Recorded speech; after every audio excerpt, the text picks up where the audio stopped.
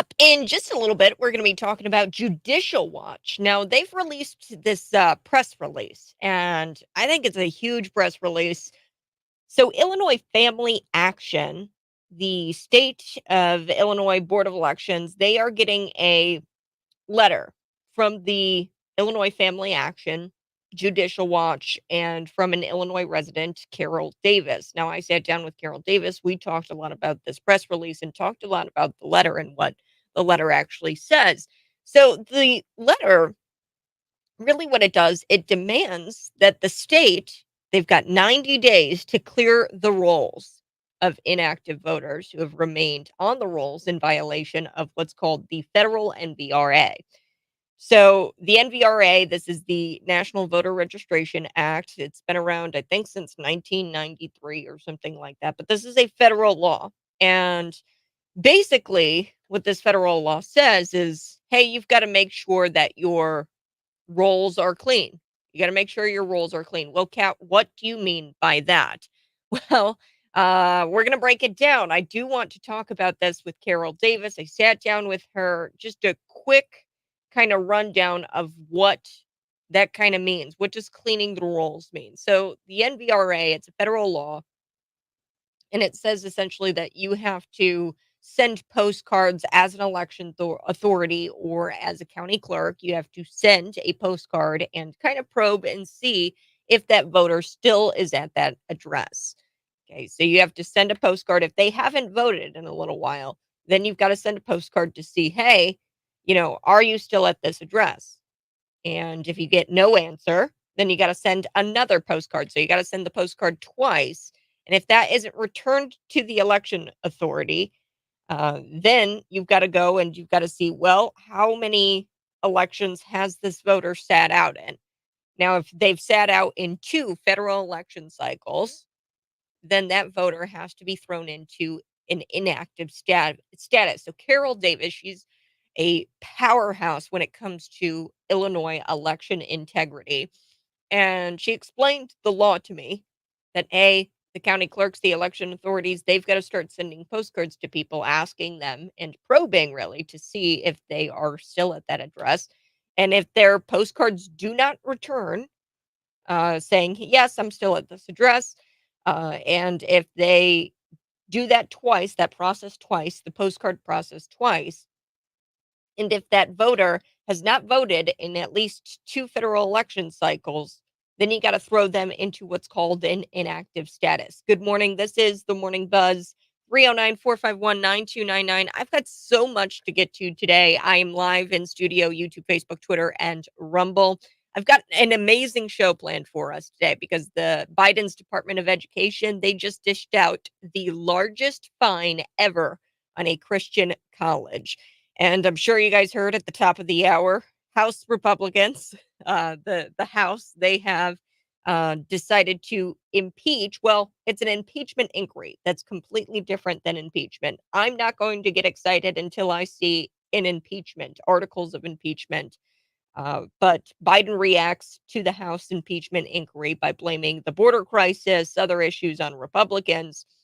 So I've got to talk about this moments after the House of Representatives voted to pass a resolution formalizing an impeachment inquiry into Joe Biden. He released this response. The president called the inquiry, quote, baseless. Former Vice President Joe Biden, respect the office. Okay, he's not the president. I don't know who's the president. Maybe it's Obama. But the president called the inquiry baseless, and rather than addressing Republicans' concerns about his actions, he accused them of preventing his administration from taking action to solve the southern border crisis. What? So, in addition to failing to deliver for the nations of Ukraine and Israel, Biden also charged that the Republicans are driving the U.S. Government the U.S. towards a government shutdown. So I woke up this morning. I did see the tweet from Joe Biden, and he says, the American people need leaders in Congress to take action on important priorities for the nation and world. We have to address the situation at the southern border, and I'm determined to try to fix the problem. We need funding to strengthen border security, but Republicans in Congress won't act to help. And instead of doing anything to help American lives better, they're not making American lives better. He's blaming Republicans. They're focused on attacking me with lies. Instead of doing their job on the urgent work that needs to be done, they're choosing to waste time on this baseless political stunt that even Republicans in Congress admit is not supported by facts, which is just not true. It's all supported by facts. But then he says, Americans deserve better. You're right, Joe. We deserve better than you. So we're going to get into the impeachment inquiry. It's very different from articles of impeachment. And I'm not excited until I see those articles of impeachment. So that's his response. If you didn't catch it here at the top of the hour, but Joe Biden, he basically came out, called Republicans the bad guy, even though he's the one who's got this family peddling scheme. It's ridiculous. I mean, Darren LaHood, he said that the oversight committee has now uncovered records that indicate that the president probably received and most definitely received laundered foreign money from his family's influence peddling scheme. So this is he's receiving funds, directly received funds from Hunter Biden's business. So yeah, there's significant wrongdoing here. And he's getting preferential treatment from the DOJ and from the IRS, and that's not cool. So Darren LaHood, he released a statement saying that as a member of the Ways and Means Committee, we have found significant wrongdoing and preferential treatment by the DOJ and the IRS because we've sifted through hours of whistleblower testimony. So I'm excited. I mean, this is a step in the right direction. Okay, so we are going to be talking about Joe Biden's impeachment inquiry. But we are also going to be talking about the DOE, the Department of Education, because they just dished out the largest fine ever on a Christian college, and I just find it disgusting. We also have to talk about the truth about EVs. Now, today is the show. We're going to get to this today. Today is the show. Everything you need to know about EVs. I've done a lot of homework on this. I've looked at a lot of different sources. Basically, we're going to tell you the little dirty secret about EVs because if you are to believe that the climate and that the world is going to, combust at any moment and that government intervention is key of stopping that, then you've got to ask yourself, okay, are EVs actually good for the environment? Are EVs actually good for the environment? The short answer is no. And I'm going to prove it here on the Morning Buzz this morning. But also, these Muslim parents, and I find this interesting because the news isn't going to pick this up. The mainstream is going to pick this up. But I think that this story should get national attention. Muslim parents arrested in Nashville. They're being charged with abusing their son who converted to Christianity. There is an attack on Christianity. So that's this segment. We're going to be talking about these Muslim parents out of Nashville who are charged with abusing and attacking their son because he converted to Christianity and he would not renounce his newfound faith. So we're going to chat all about it here on the Morning Buzz, Cities 92.9, live in studio, YouTube, Facebook, Twitter, and Rumble. Let's get into it. The Department of Education is useless. It's useless uh, at best. Okay, it's useless at best. It needs to be obliterated. I've said that for a very long time. But when you see the bureaucracy play out, our education system has become nothing more than a radical indoctrination tool. That's all it is. You send your kids to school, all it is sending them to a school, or it's sending them to an indoctrination camp. And I hate to say that, but it's so true. Our education system has become nothing more than a radical indoctrination tool. And it has been. It's been 40 years of unelected bureaucrats being tasked with education. And let's just say it's more of edumacation going on rather than education. Okay, they look at the kids' math scores, look at the kids' reading comprehension. They're failing. They're failing. I think, Unit 5, it's less than 30, or it's slightly above 30% of kids in Unit 5, the district can read at grade level, and it's even lower for math. So, communists, they hate religion. They hate religion, that's a fact, and when we've got communist bureaucrats in control, it's no surprise that they are going to go after religious schools. This was the case. Now, I've got this story out of Fox News, and it's quite incredible, and you won't believe it. And this should just tell you everything you need to know about the Department of Education, about the Biden administration, and about how communists actually hate religion. And this is proof of that. In the latest assault on institutions that fail to adhere to its ideological bent, the Biden administration has just imposed the largest fine in history of the U.S. Department of Education on a university. It's called the Grand Canyon University, GCU. It's a school whose motto is private, Christian, and affordable. That's their motto. Okay, so it's a private, Christian, affordable university. And incredibly, the penalty is 10 times bigger than that levied against schools who covered up some of the worst sex offenders in US history. Okay, so they're going after the school. So why are they going after the school? Well, I'll get to that.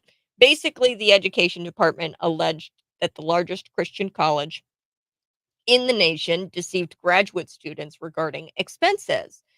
It all came to a head in November when the department assessed $37.7 million dollars. They gave a $37.7 million fine against GCU, and that is the largest fine in the Department of Ed history by a long shot. By way of comparison, let's look at it. The department gave a $2.4 million fine against Penn State University for failing to report the crimes of a serial pedophile and football coach. His name was Jerry Sandusky. And then you look over at Michigan State University. They issued a $4.5 million fine against Michigan State University when the school refused to address sexual assaults committed by now disgraced team doctor Larry Nassar. So we remember those stories. And by comparison, we're looking at GCU, this private Christian college. They just got a fine of $37.7 million. And then you look at the Michigan State and how they covered up for Larry Nassar, and they refused to address the sexual assaults that were going on done by Larry Nassar. That was 4.5 million. So it's not even close. So regulators in the GCU case claim that the university violated federal disclosure laws by insufficiently disclosing to PhD students that they may have to take continuing courses in order to complete their doctoral dissertation. So, in other words, what does that mean? The allegation here is that highly educated students at GCU can't read tuition brochures. That's really what this is about. What? You don't think that doctoral students can't read their tuition brochures? This is pretextual nonsense. The department announced this fine against GCU with a major press release. This is what the DOE did. The Department of Education did. They sent out a press release and they claimed that the GCU lied about the cost of uh, doctoral programs. Blech. Doctoral programs. Okay, so they're saying that the GCU lied about this. There's at least two things that are very clear from all of this.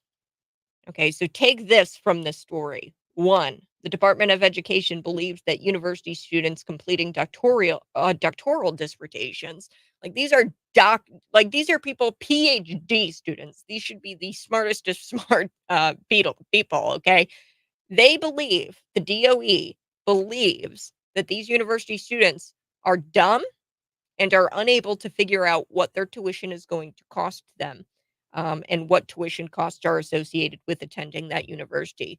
And number two, the DOE thinks that this non-issue is worse than I don't know, 4 million less than 37, like $37 million is what they find these people. They think that Penn State University failing to report crimes of a serial pedophile, they think that that is not as worse, or as they think that the GCU, this whole non-issue with students not knowing what to pay for tuition, and look, they're PhD students. They can read a tuition brochure, okay? This is a non-issue. They think that this non-issue is worse than Penn State University failing to report the crimes of a serial pedophile. That's insanely stupid. And this is why it's so bogus when Democrats pretend to be for multiculturalism. They they loathe Christian. They are not multiculturalists. They obviously hate Christians. This is a private Christian university, $37.7 million fine. It's been over 40 years since the DOE was established. What evidence can you give me this morning? What evidence do you have that can tell me that this DOE has benefited society? What evidence do we have that this has benefited society, the Department of Education? I highly doubt there is any, but if you ask me, um, there it has done everything but help and benefit society. Okay, I do have to take a break, but when we come back, I am going to get into this inactive voter roll thing. I do want to get to that here soon. And then I do want to break down EV batteries. How much do we know about EV batteries? Do you know the truth? We've got to analyze some of the facts about electric vehicles versus fossil fuels because the truth is going to shock you. I'm back next.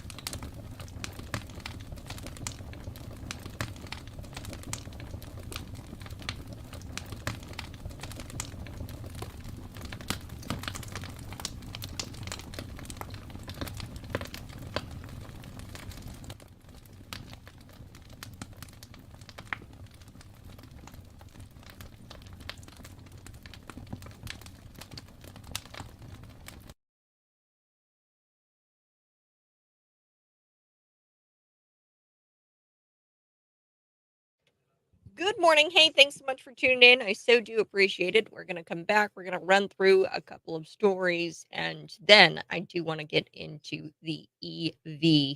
uh, the EV truth. The truth about EVs. Are they good for the environment? And then we are going to be talking about these Muslim parents who were charged with abusing their son who converted to Christianity. If the roles were reversed, this would be uh, mainstream media news. This would be every headline this morning. I'm back now.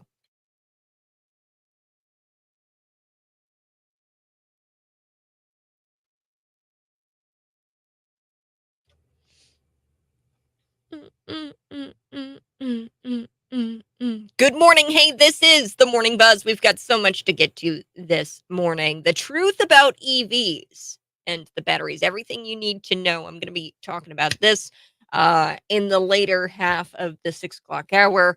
And then I also want to talk about these Muslim parents who were arrested in Nashville.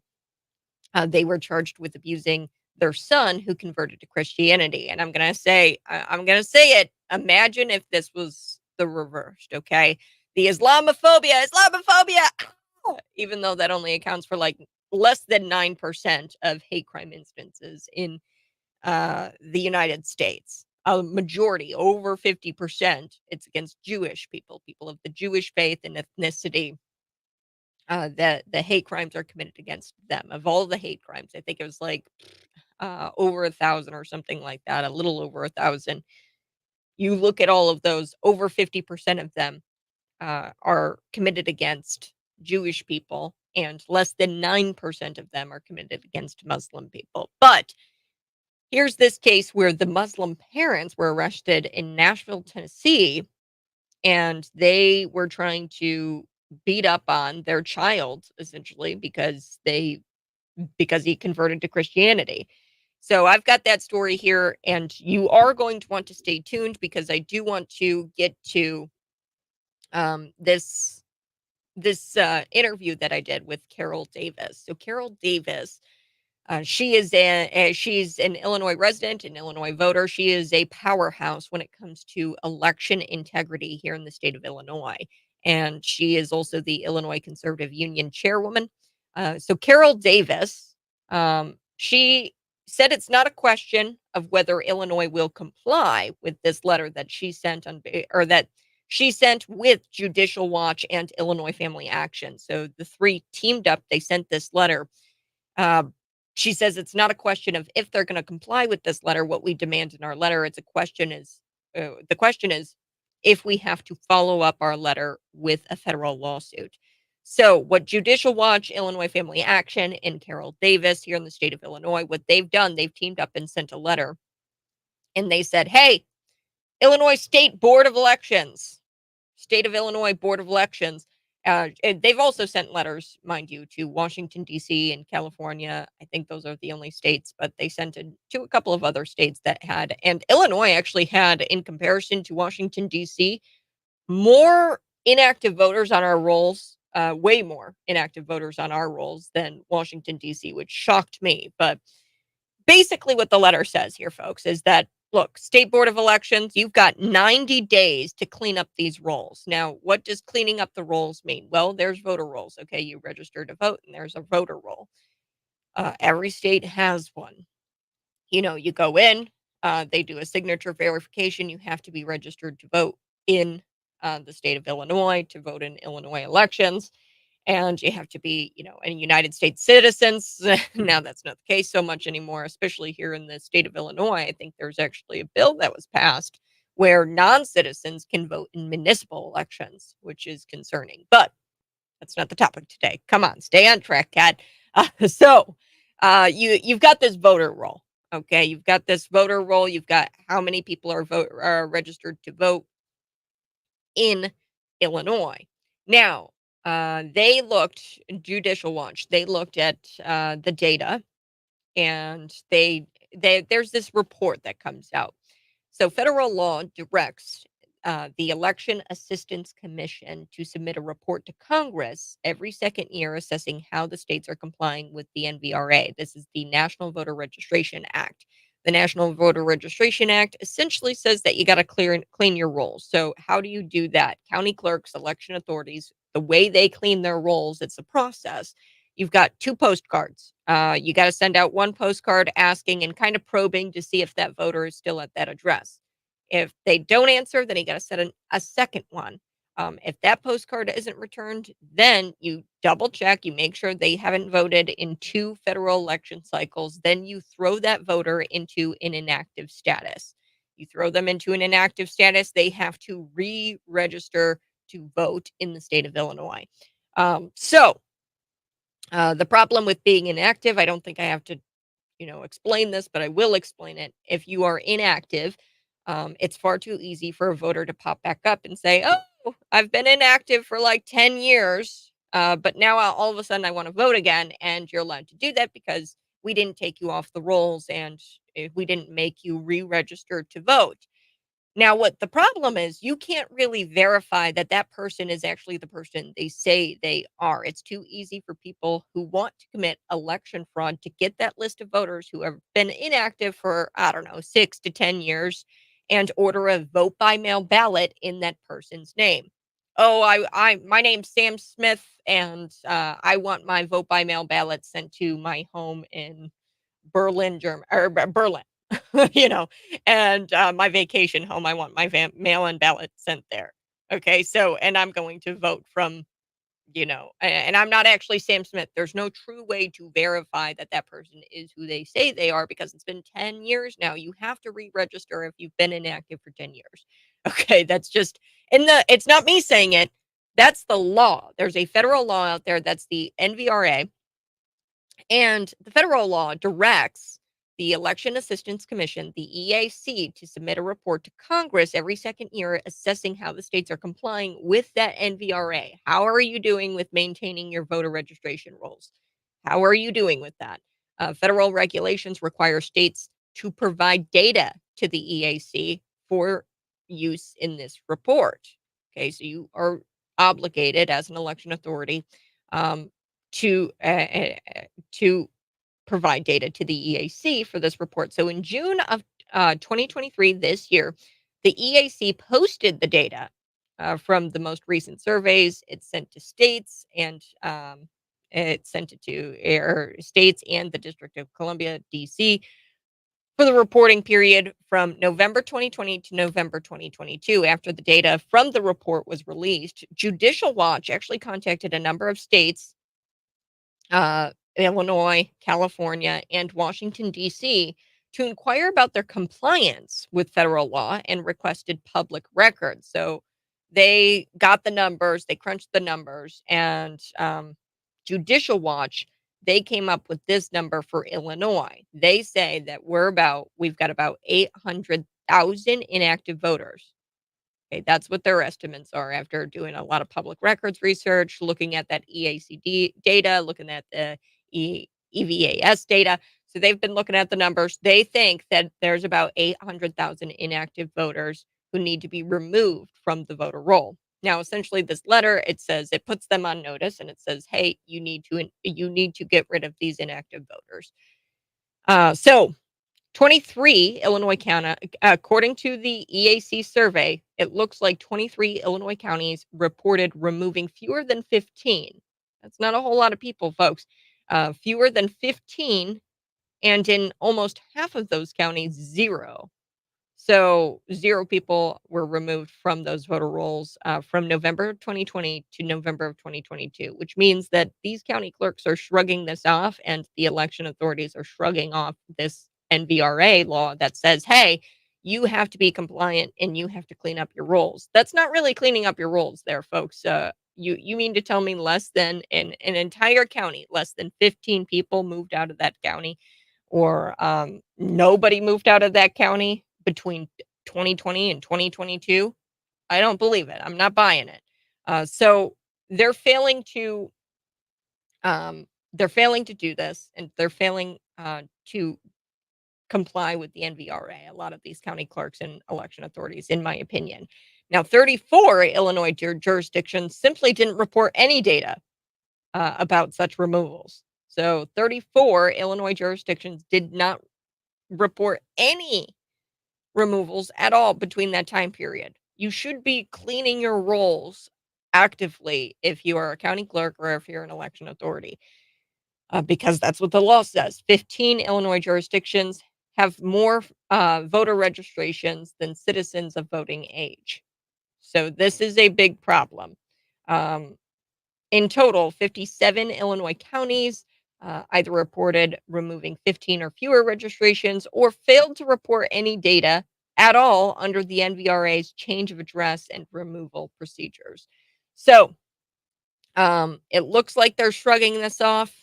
Davis said that the county clerks and the election authorities could be shrugging off the removal of these inactive voters. And I'm sorry, if you're shrugging this off, then you're either blatantly ignorant or you are actively trying to steal elections, because when you have inactive voters, it's so easy for somebody to say, oh, this person hasn't voted 6 to 10 years. I'm going to order a vote by mail ballot for these people or for this person. Okay, I do have to take a quick break, but when we come back, EVs. I want to talk about EVs and the mistruths about them. Mistruths? How much do you know about EVs? How much do you know about them? Do you know what they're made out of?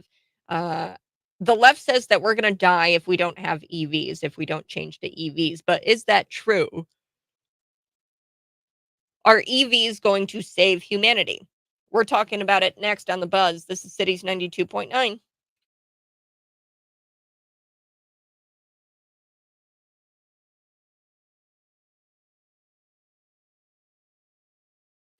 Get rid of the dead voters and anyone who moved. Yeah, 800,000 inactive voters. That's the estimates of Judicial Watch. And they didn't use like numbers out of their butts, okay? They used the EAC data. We're back in just a little bit. Smash the like button if you're watching.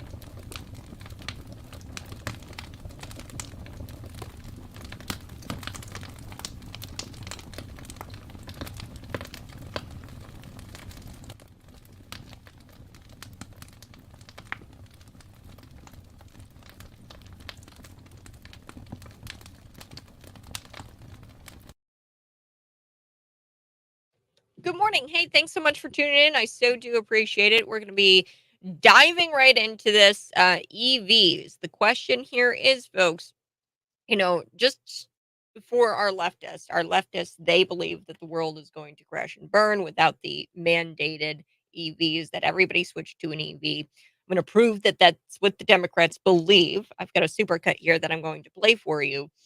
So if you believe this, if you believe that the world is worse off without EVs being the main vehicle or being Americans' main vehicle choice. If you want to drive around, you want to drive around in your white guilt mobile. That's really what they are. Um, if you believe all of that, if you believe that, then you have to look into, hey, EV batteries, hey, EVs, are they good for the environment? And the truth is gonna shock you about this. Do you know the truth? Do you know the truth about EV batteries? Do you know the truth? We're going to talk about it here on the Morning Buzz, Cities 92.9. Smash the like button.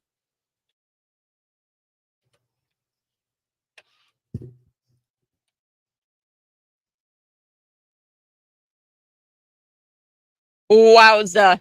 We're gonna be talking a little bit about it. Muslim parents, they were abusing their child because their child actually converted to Christianity. And I'm sorry, folks, I'm gonna say it. Um, If this were flipped, if the roles were reversed, this would be leading the news. This would be the first story of the day because this is absolutely insane. A Muslim husband and his wife, they are arrested in Nashville, Tennessee, for allegedly assaulting their son for converting to Christianity. The victim's brother was also taken into custody because he's suspected of helping their parents with the beating. So Nick Kadam, Kawaji, that's the wife, Rawa Kawaji, and John Kadam were subsequently charged with domestic assault, bodily injury, and aggravated assault with a deadly weapon. So this incident took place this week, and we've got officers from the Nashville Police Department who were called to the family's home early on Tuesday morning after the victim's employer called police expressing concerns for his safety. Okay, so the police were called out to the home. The victim's employer was worried about the safety of his employee, and he called, "Hey, uh, Nashville PD, go check on him. Go make sure he's okay." When members of law enforcement arrived, they discovered that the victim was trembling and wide-eyed. His hair, uh, I think was like, this means that his hair was, like, shaved, which is bizarro, but he promptly was taken to a nearby hospital while his mother, father, and brother were carted off to jail. So the victim claimed in a statement to officers that he had been punched, spat on repeatedly. This is a hate crime against a Christian. He is a converted Muslim, and, he said that his own mother, uh, cut his hand with a, knife. His own mother cut his hand with a knife, all because he decided to leave Islam and become a Christian. So that's what happened to this kid. His own brother helped with the attack, allegedly. He said that during the attack, his family demanded that he renounce his newfound beliefs and revert to the faith he was born into.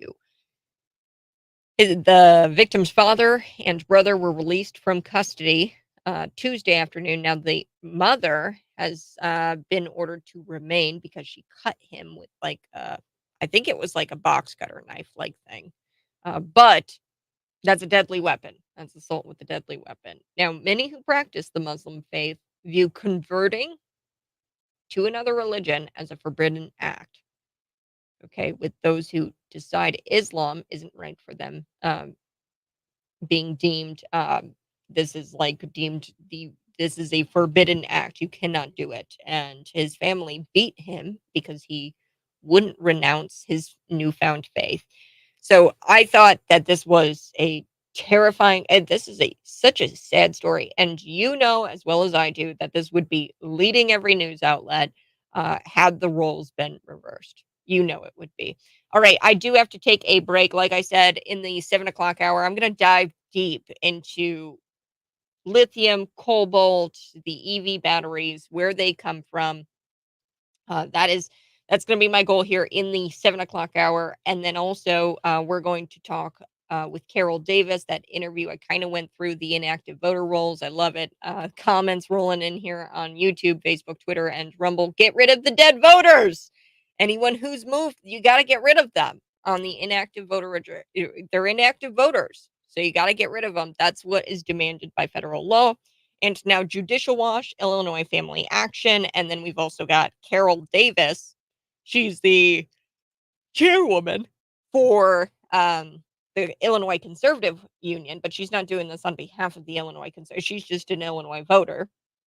They all sent a letter to the State Board of Elections, and I think that this is a huge story because they're going to have to comply, and this is going to really help elections, the next election cycle, um, because we're going to get those inactive voters off, and that's crucial. That's crucial to have free and fair elections. I'm back next, breaking it all down.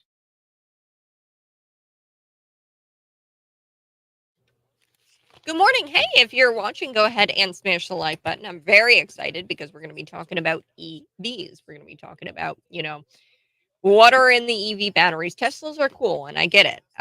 They're definitely more American than most other car companies, most other cars on the market, actually.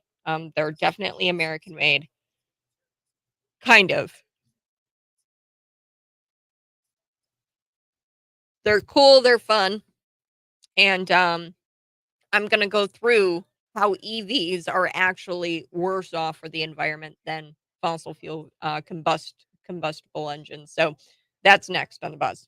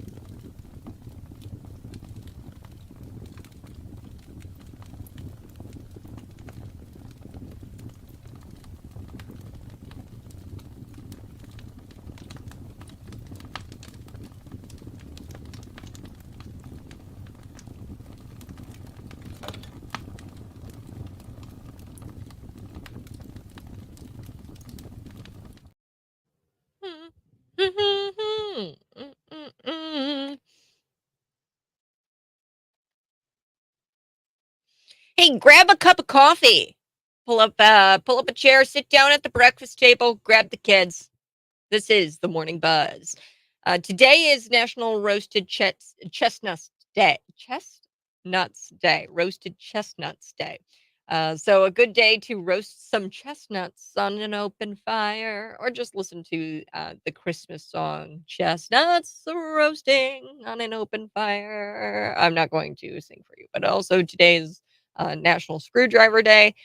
Not the tool, the cocktail. So enjoy some vodka and OJ this morning. But holiday travel time. I've got some questions for you.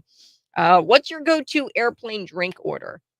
Okay, do you order drinks on the airplane? Me, I haven't gone on an airplane in a long time, but I do not like flying. I don't like flying. I don't like public transportation. I don't do buses. I don't do the trains. I don't do the planes. You want to know why? Because I don't trust the government. Okay, and I don't trust the people, the DEI hire that they've got there piloting the plane. Okay, so I really try not to do public transportation, but um, lots of people, they actually order tomato juice in the plane, which I think is odd. If I were to ever go on a plane, my go-to drink would definitely be a Jack and Coke, and I'd have probably a few of those because I want to be completely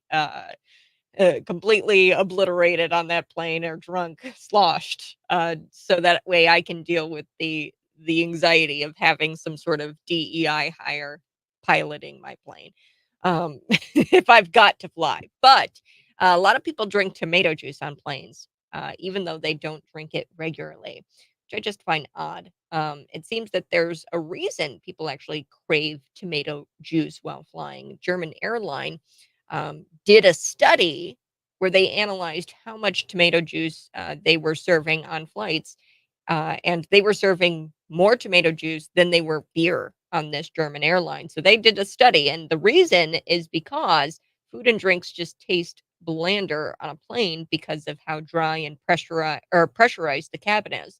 So things just kind of taste like plain on a plane. No, they just kind of taste bland on a plane because of the dry air, the pressurized cabin. So tomato juice has a tartness and a spice to it, and it's got more of a flavor than any other drink. It's got a better flavor than any other drink. I thought that was kind of interesting. Like I said, I do the whole Jack and Coke thing. I don't do the tomato juice, but maybe I'll try it this time. Yeah, try it next time I fly if I do. Are you flying? Are you flying somewhere for Christmas? Are you traveling this year? Let me know on our text line 309-451-9299. I'm back next talking about the lies they tell you when it comes to electric vehicles.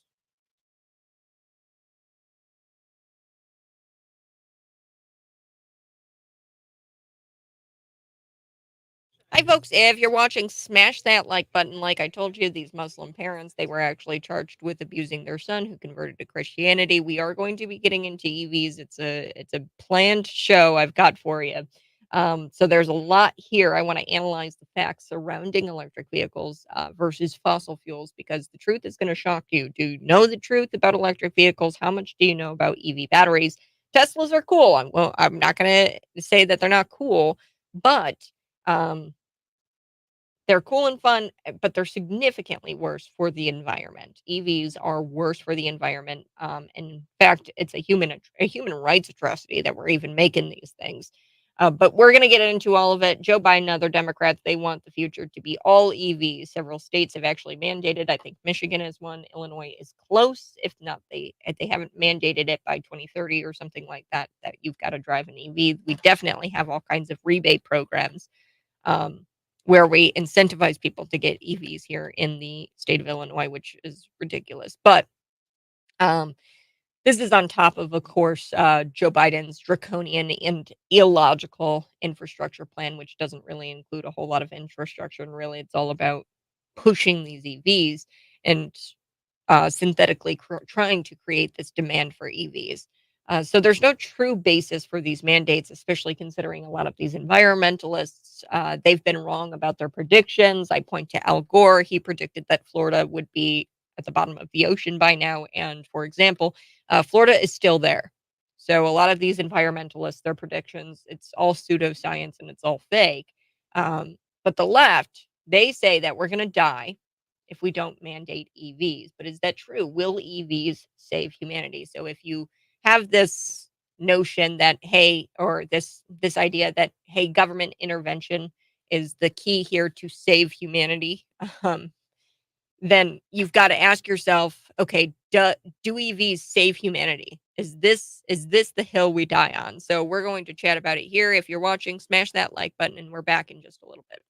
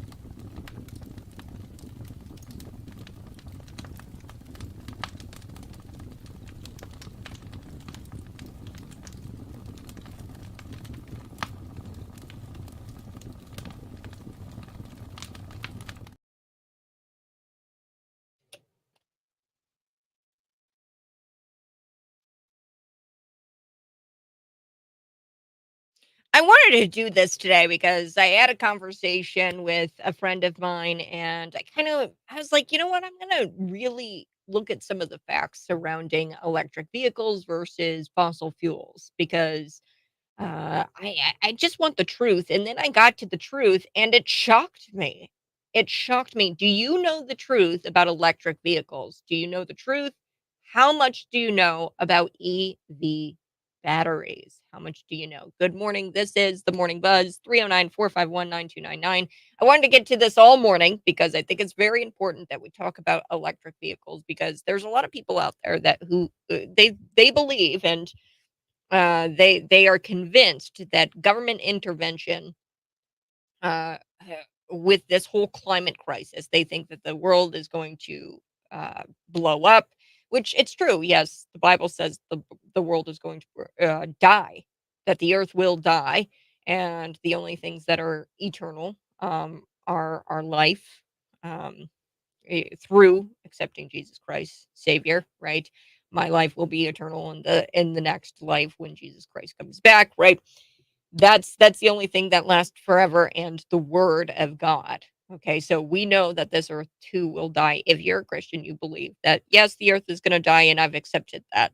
But there's a lot of people who think that the earth is going to combust, that there is this global warming that's going on, there's this climate crisis, and I understand. I understand where you're coming from.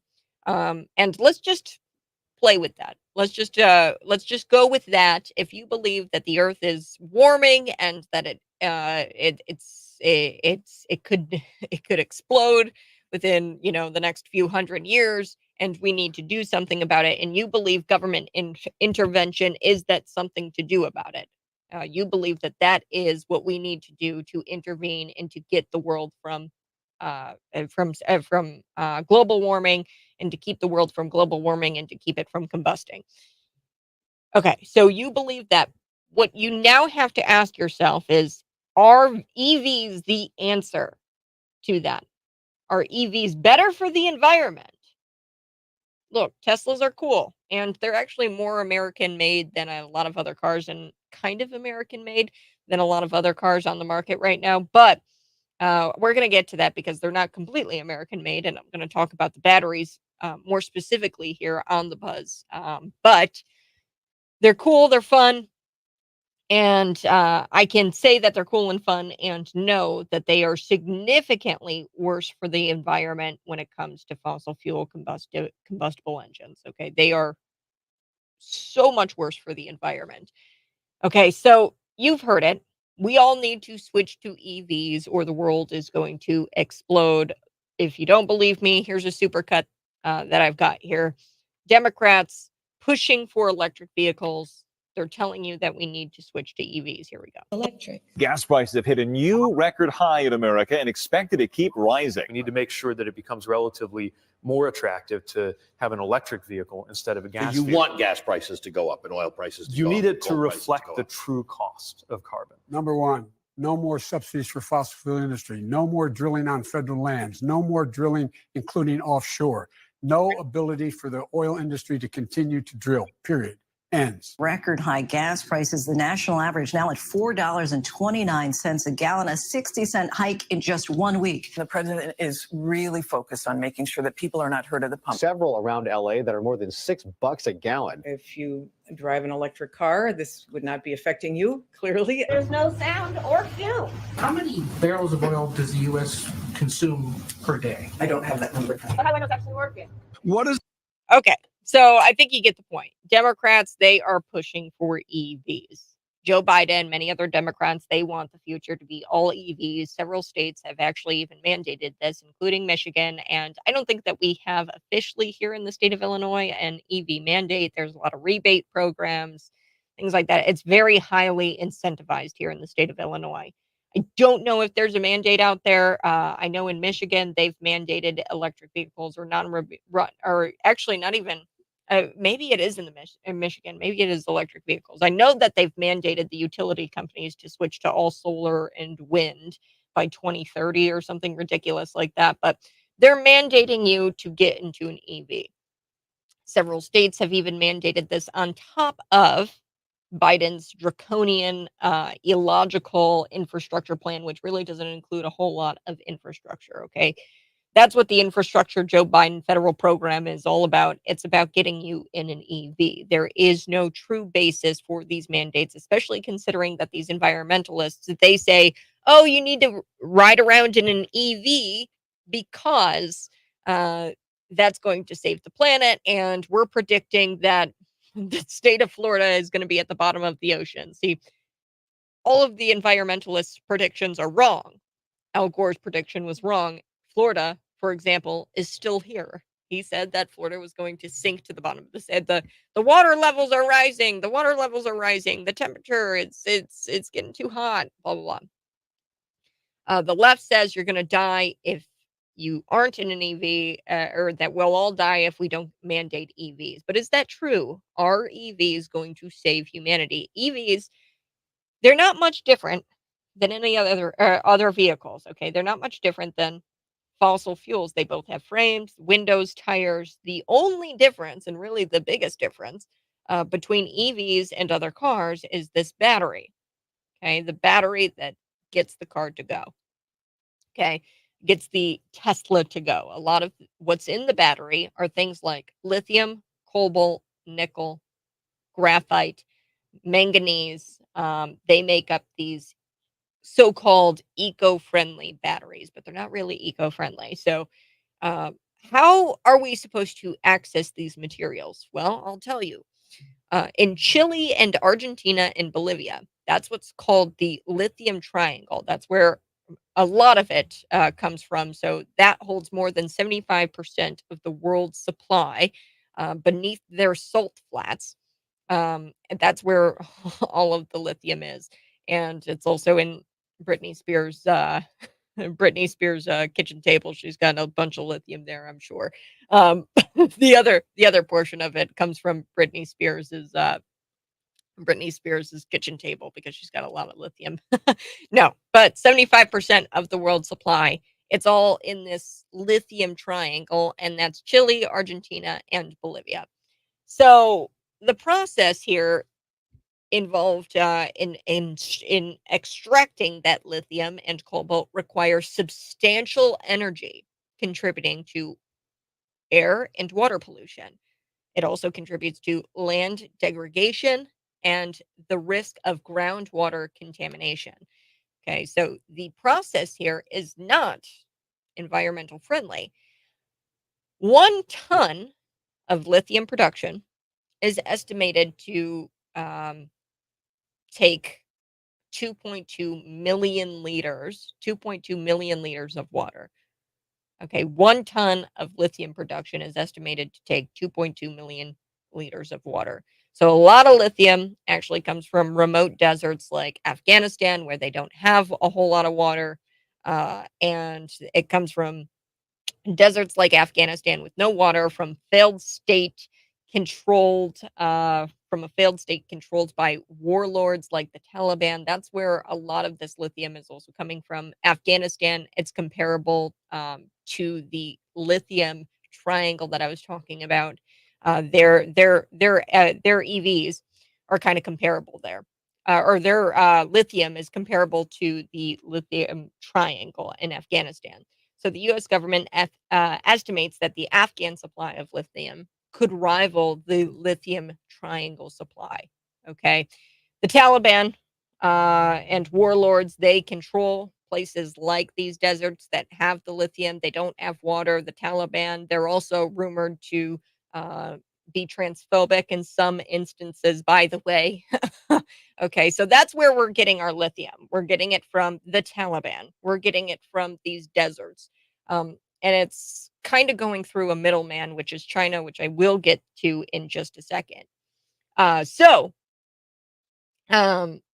lithium triangle, they've got a lot of the supply. Afghanistan, they've got a lot of supply. So here's the thing. We have to ship that lithium out of those places because the Taliban, they're not making Teslas. They're not making the lithium worthwhile. They're not making it into an actual product. They're just mining it. So experts are forecasting by the end of 2025, we're going to see a shortage of 40,000 to 60,000 tons of lithium. Okay, so we're going to see a shortage by 2025. By 2030, we could see a shortage of 768,000 tons of lithium. So there is going to be a shortage in lithium, and we're extracting it from these places. Also, cobalt. I want to talk about cobalt a little bit because the Democratic Republic of the Congo, which is not very democratic or not very republic, they've been. This is a terrible place. They have over half of the world's cobalt resources. This is the Congo, and more than 70% of global cobalt mining occurs in this region, the Democratic Republic of Congo. So small scale mining in the DRC, the Democratic Republic of Congo, involves at least 40,000 children, with some as young as 6 years old. So mining cobalt is even worse than mining lithium. Lithium and cobalt, what China has done, they've teamed up with a lot of these African countries, and they get these really black children, black young children, 6 years old, as young as 6 years old, and they are exploiting them for child slave labor to keep up with this demand. Like I told you, there's a demand out there, and it's not free market demand. They have synthetically created this demand, the Democrats, by mandating that you get an EV because somehow it's better for the environment when it's truly not. But we've got the Democratic Republic of Congo. They're holding half of the world's cobalt resources, and they have more than 70% of the global cobalt mining, or 70% of global cobalt mining occurs in that region. Okay, so they've got a lot of that cobalt there in the Congo, and they're getting children, they're getting children to mine it, which is just, it's so sad. And Tesla, they actually source their battery materials from a company called Glencore. Okay, so they get their battery materials from a company called Glencore. Glencore works with the CCP, China, and they're a mining company, and they've actually got a terrible human rights abuses. They've got a track record of that, and they're one of the top companies for human rights violations. By the way, Glencore, what they do to get these materials to Tesla, they employ slaves. Now, a lot of these kids, they're like 6 years old. They go and they like wash the cobalt. They sift it out of these like swampy looking areas. I'm going to share a video with you here on the Buzz. You can find it on YouTube, Facebook, Twitter, and Rumble if you want to watch it. But they're going to explain what goes on here in the Congo with mining and using the children to mine. So let's take a listen. Here we go. If I can get it to play. Here we go. Cottage industry. At barely 10 years old, children lug heavy sacks of cobalt to be If I can get this to washed in rivers. From as early as 4, they can pick it out of a pile, and even those too young to work spend much of the day breathing in toxic fumes. The officials deny that there's child labor. Clearly, it's obvious that there is, but whenever a camera or a security person or a policeman appears, then the children are chased away. Ziki Swazi is 11 years old and agreed to meet us outside the mine. Why aren't you in school? My parents are dead, he said, and I stay with my grandma. So you need to make money for your granny? Yes. We asked these companies whether child-mined cobalt is being used in their products. All acknowledge problems with the supply chain, but say they require their suppliers to follow responsible sourcing guidelines. Apple said it leads the industry in supply chain standards and last year cut ties with the largest artisanal cobalt supplier. Microsoft told us it does not tolerate child labor and that they are working with NGOs to eliminate it. So that's the companies, they're denying it. They're not being completely transparent about it. Like I said, Tesla works with Glencore, which is leading the way when it comes to human rights abuses. These children, 11 years old, are taking these heavy sacks of cobalt and washing it in the water and mining it. Children as young as 4 years old can point to something and say, yes, that's cobalt. So in China, they employ slave labor and they have a total disregard for basic human rights. Their domination over the mineral markets is a big problem for places like the United States. Now you're probably wondering to yourself, Kat, well, why can't the United States do it better? Why can't we just domestically get lithium? Do we have lithium? Do we have cobalt? We don't have cobalt. We don't. We do have lots of lithium. Okay, so there's huge amounts of lithium in Maine, California, and Nevada. In Nevada, right there on the border, there's like this volcano, and it's estimated that there could be $1.5 trillion worth of lithium there. That's a lot. And you're thinking to yourself, man, I mean, those are jobs. Doesn't Joe Biden want these energy jobs, these EV jobs, the mining? Can't we do it better here? Why do we have to have child labor meet the demand of this lithium that's used to create the batteries? Well, unfortunately, the environmental concerns, okay? Now, keep in mind, these environmental concerns are from the same people who are demanding the electric vehicles, which is why we have a demand for lithium and cobalt.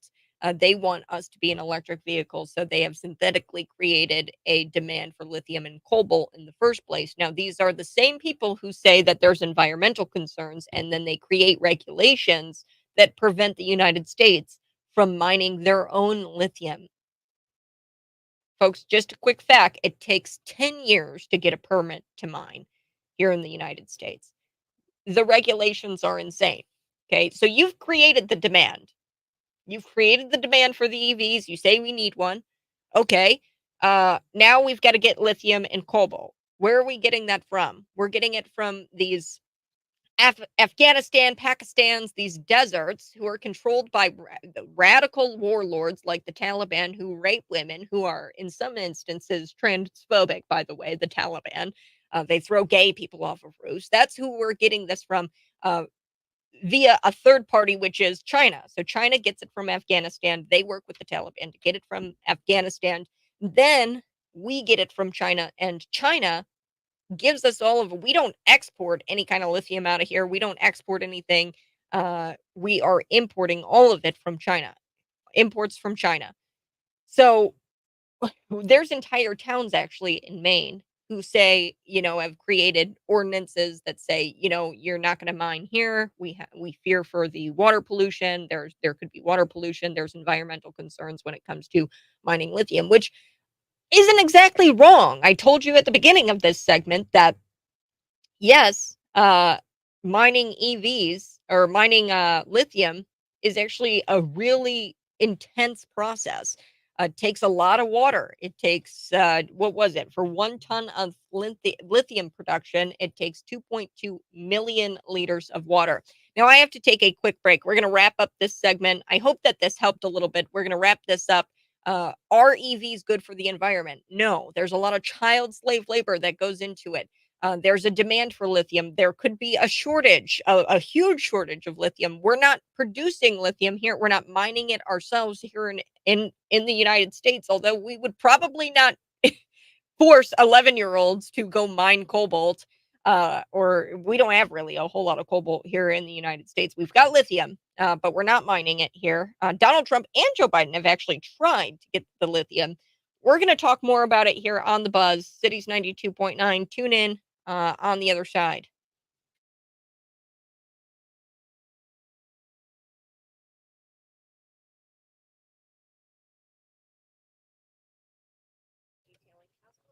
Yeah, the only green energy produces is money in the globalist wallet. Yeah, and they're all getting rich off of the backs of young children. As young as 6 years old, they're out there and they're lugging these big things of cobalt and they're mining it.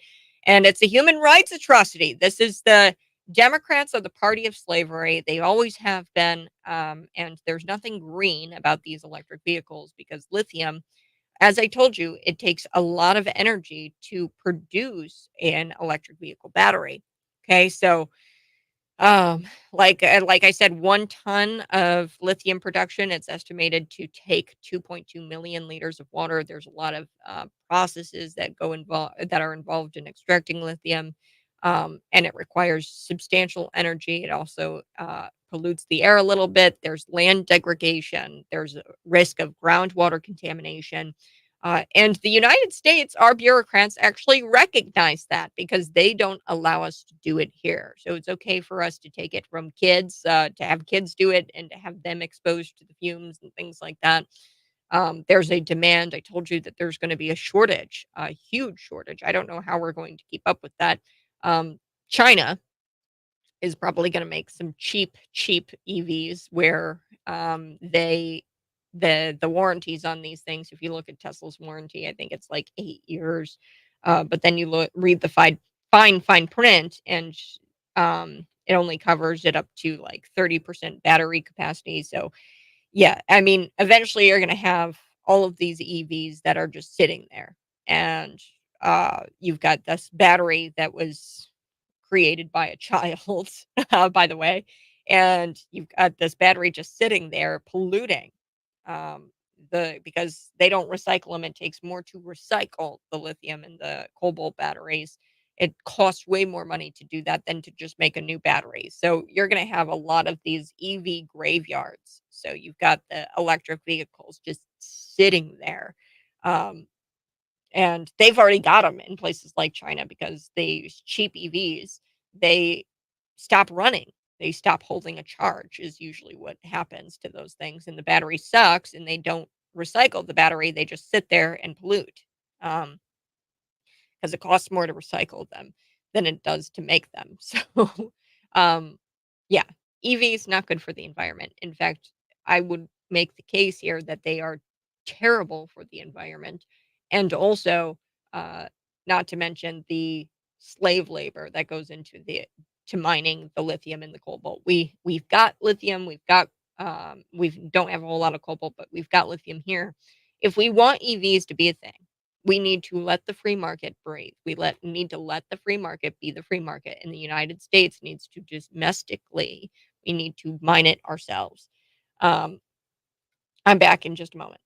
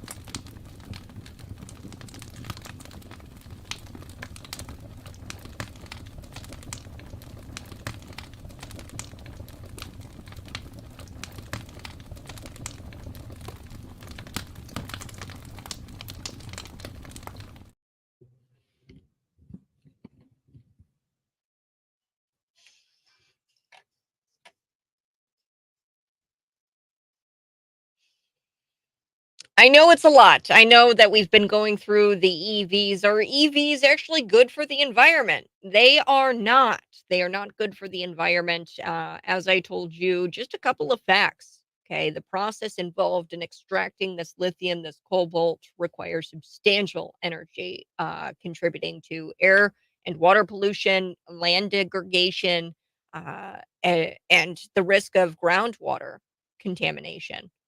Okay, so this process is a dangerous process, number one. Number two, it takes a lot of water. It pollutes the air, the process in extracting this lithium battery, or extracting the lithium and the cobalt materials to make the batteries. Okay, so lithium, cobalt, nickel, graphite, uh, manganese, copper. Somebody had messaged me and said copper is also used in these things to make these eco-friendly batteries. They're not really eco-friendly when you look at the process, and when you look at where we're getting it. So where is the lithium? Well, the lithium comes from the place. It's called the Lithium Triangle. It's Chile, Argentina, and Bolivia. Now that holds more than 75% of the world's supply beneath their salt vats. Okay, so they've got most of the world's supply, this lithium triangle. That's what they call it: Chile, Argentina, and Bolivia. Then places like Afghanistan, Pakistan, blah blah blah. These deserts, they're deserts that don't have a whole lot of water to begin with. And as I told you, to produce lithium, it's estimated to take 2.2 million liters of water to produce 1 ton of lithium. So you're using so much water where these places don't even really have water to begin with. So imagine those people who are living there under the rule of the Taliban. Okay. You're taking away their water by mining this lithium, what little water they do have in these deserts. Okay, now, not to mention Afghanistan, it's controlled by radical warlords like the Taliban. And I'm sorry, folks, but the Taliban, I guess they've been rumored to hate gay people, throw gay people off of roofs. They're actually transphobic. And they're terrible people, the Taliban. Okay, now, the Chinese, they work with the Taliban and they get the minerals. And then because the Taliban, they're not making the batteries or the Teslas. Okay, so we've got to ship that lithium out of these deserts. And who does that? It's the Chinese government. It's the Chinese socialists. So the U.S. government estimates that Afghanistan, their supply of lithium is actually going to rival the lithium triangle supply. So I mean, that's where we're going to be getting a lot. It's the lithium triangle and Afghanistan.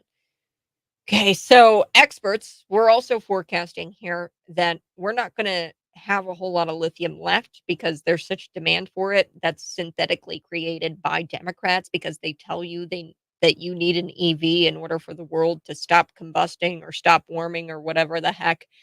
Okay, they create this demand, but we're not looking at, hey, what actually goes into making these electric vehicles? Is this sustainable? It's not, because we're looking at a shortage here by 2025 of 40 tons or 40,000 tons to 60,000 tons of lithium.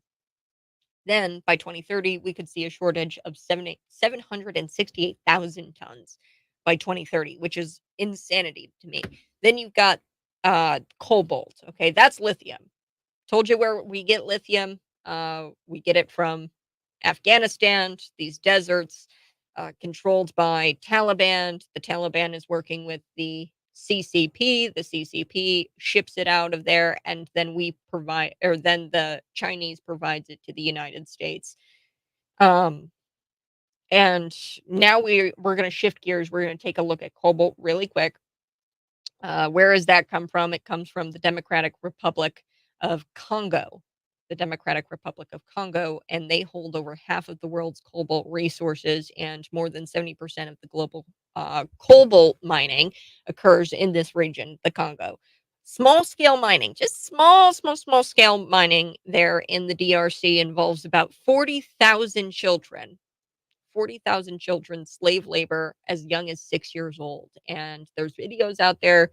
CBS did a report on it where there are young children as young as 10, 11. They're carrying these huge things of cobalt. They're washing the cobalt in the river and they're mining it. They're mining the cobalt. And we're doing this on the backs of 40,000. Now, this is a small scale mining that takes place in the DRC, just a small scale. Now, if you are doing a large scale mining project, it's going to take way more. 40,000 children for a small scale mining project in the DRC.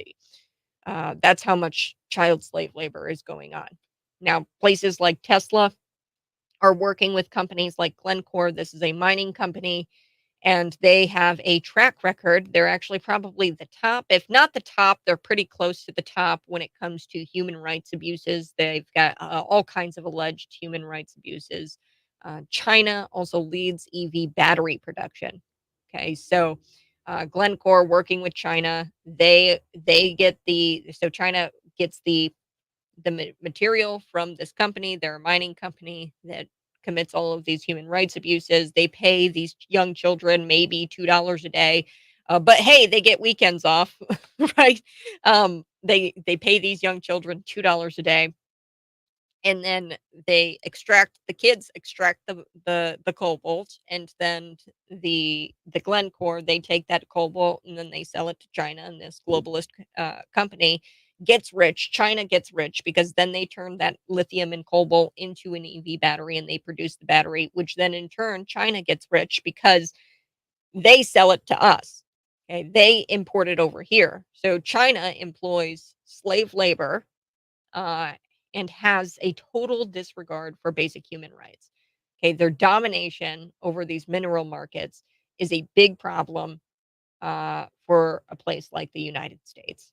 Okay, because they're creating it at a much lower cost to them because they're only paying the child $2 a day to mine the lithium. So they've got very little overhead on this thing, and they're making out like bandits when it comes to mining this lithium. Now, the U.S., we could mine the lithium. It's going to cost us more to mine the lithium because here in the United States, we're not going to allow 11-year-olds to go out there and mine lithium. Um, we'll do it right, okay? And we don't have a whole lot of cobalt here. We would have to do mining of the lithium. We don't have a whole lot of cobalt, which is a more intense practice, mining cobalt. But mining lithium is a little bit easier, but it takes, like I said, 1 ton of lithium. It takes 2.2 million uh, liters of water. 2.2 million liters of water, not to mention all of the air pollution that comes with the mining. Okay, so we do have lithium here in the United States, Maine, California, Nevada. Right there in Nevada on the border, there's actually a little volcano. It could have like $1.5 trillion worth of lithium in it. That's a lot of lithium. So unfortunately, the reason why we don't, the reason why we don't mine the lithium is because we have a bunch of EPA bureaucrats who say, oh, there's environmental concerns.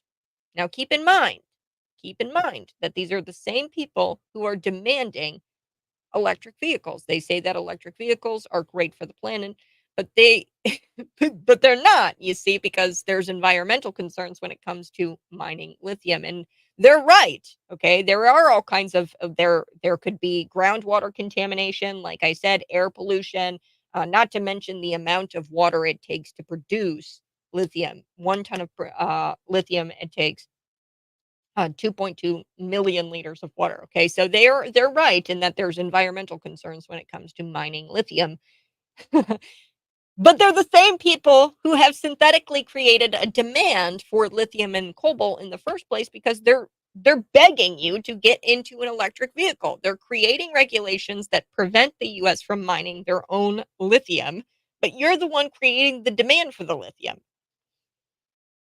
Quick fact, it takes about 10 years to get a permit to mine here in the United States. So it's impossible to mine domestically here. We should be mining it domestically if we're going to go this EV route and if we're going to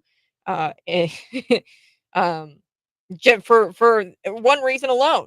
We should be mining it domestically because uh having 40,000 children mine cobalt and carry these huge sacks of cobalt and wash them in the river, that's disturbing.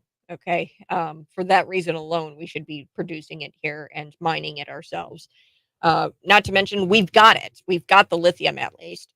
But there's entire towns that have created ordinances that say no to mining in fear of water pollution, which they're not exactly wrong about that. Okay.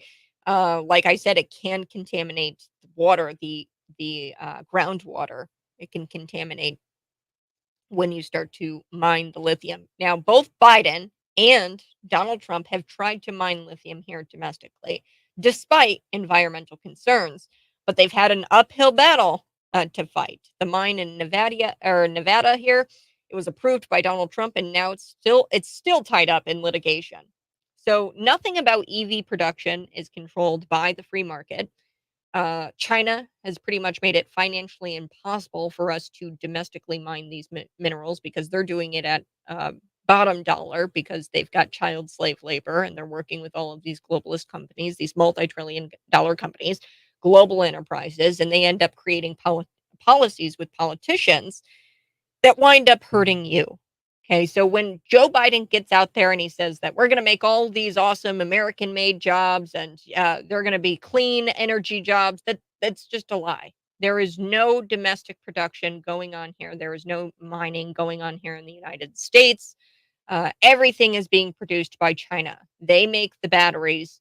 The Afghanistan Taliban, they force children to mine or gay people to mine the lithium from their salt vats, and then they turn around, they give it to China. So we get shafted in every part of this. Okay, China has made it impossible for other countries to enter this market. Considering all of this, it's not a surprise that China is moving to increase the sale of these cheap electric vehicles here in the United States of America, and not to mention um, China is cutting corners at every turn. They're trying to make it as cheap as possible, and they're going to charge us an arm and a leg for the electric vehicles. Okay, these globalist companies, they got to get paid by China, and they're China's got to get their money. What's going to wind up happening is you look at Tesla's warranties. The warranties kind of suck. They say, "Oh yeah, 8-year warranty or whatever," but if your battery doesn't hold a charge, Tesla doesn't cover you. So what winds up happening are what is called electric vehicle graveyards, and they're actually in China because it costs too much to recycle the battery, the lithium battery. They wind up just sitting there. The electric vehicles, once the battery doesn't hold the charge, they're useless, and now they're just sitting there and creating more air pollutants. So the question here, folks, are EVs better for the environment? No. EVs are not better for the environment at all. In fact, they're worse for the environment than fossil fuel cars. And the people who want the next time you see somebody guilt riding around in their guilt mobile in their suburb, you can you can be reminded that that actually is worse for the environment than a fossil fuel combustible engine. So I hate to say it, but that's just the facts. They're terrible for the environment. Now, like I said, they're cool and they serve a purpose for some people. But if we mass produce these things, we're actually looking at like possible global crisis if we mass produce electric vehicles and mine the lithium the way we're mining it right now. So we're back on the other side. I've got a few stories that I want to hit. One story is the DOE, they've got a fine out there and they find a Christian college. This is a huge one. So I'll be back.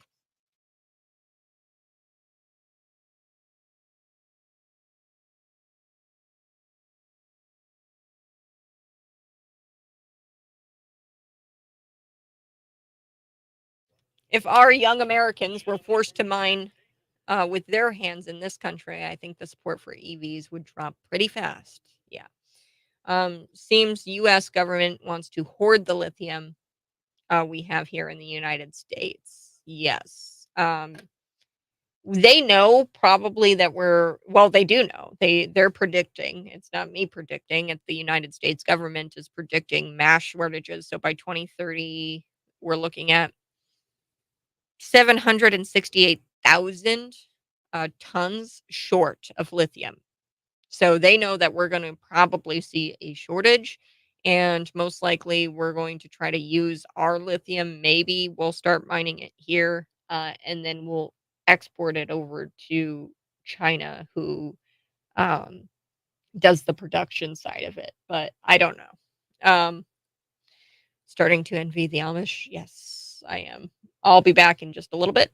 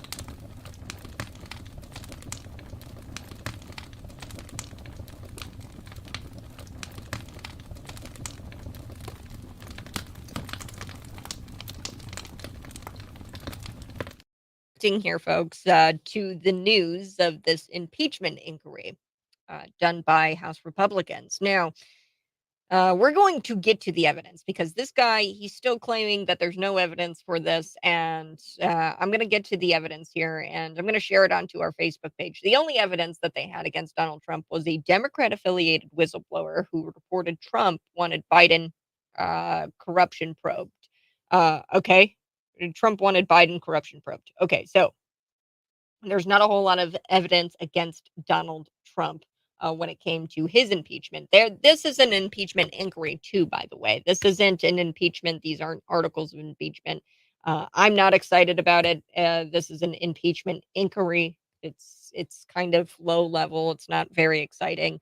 But moments after the House of Representatives voted to pass a resolution formalizing the impeachment inquiry into Joe Biden, this is what he said. He said that it's baseless. And he said that rather than addressing Republicans' concerns about his actions, he accused them of preventing his administration, the Republicans, from taking action to solve the crisis at the southern border, in addition to failing to deliver for the nations of Ukraine and Israel. Republicans, but you guys suck because you won't give me any more money for Ukraine. Although we've already spent like $200 billion, by the way, which is an insane amount of money. $200 billion to the 51st state of Ukraine. But Biden also said that the Republicans are driving the U.S. towards a government shutdown. Okay, so then he goes on in this statement. He says the American people need their leaders in Congress to take action on the important priorities for the nation and the world.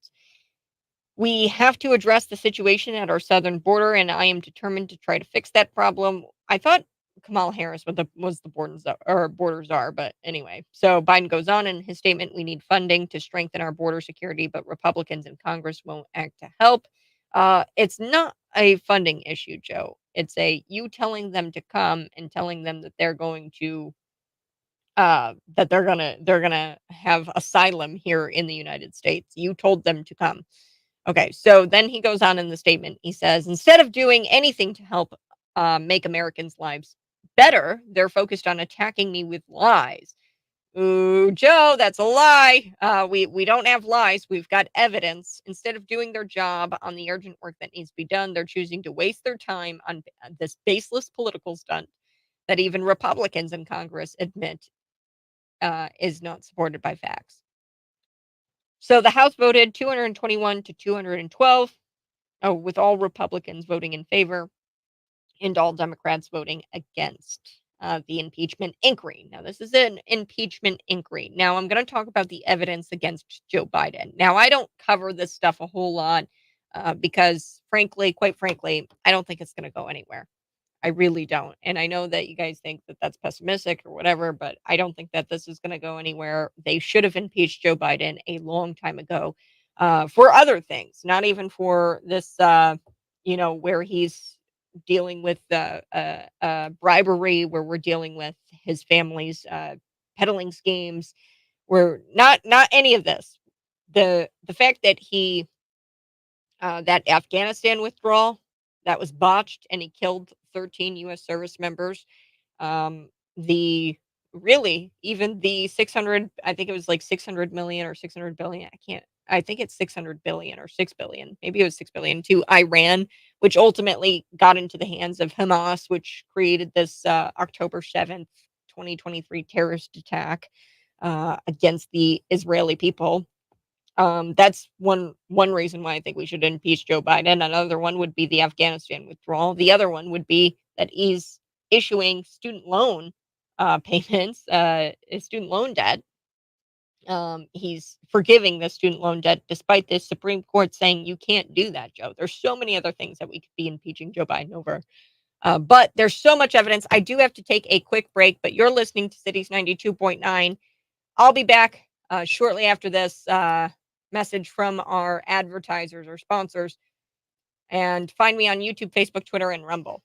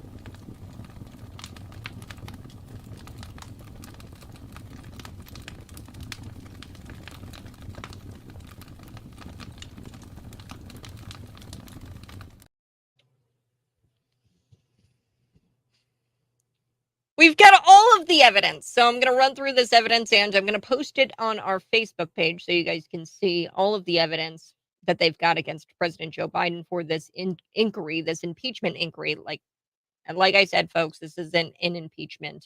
But here we go. The WhatsApp message, the IRS whistleblower, the big guy received 10% from the CCP linked SEFC, the SEFC China deal. So the big guy received 10% from a CCP linked globalist company. Hunter Biden's texts say he only kept 15% of his paychecks. Another email complained Joe took half of his checks. FBI undercover asset reported the bribery scheme confirmed that the big guy is actually Joe. So the big guy is Joe Biden, and he's receiving all kinds of money from these shady business deals.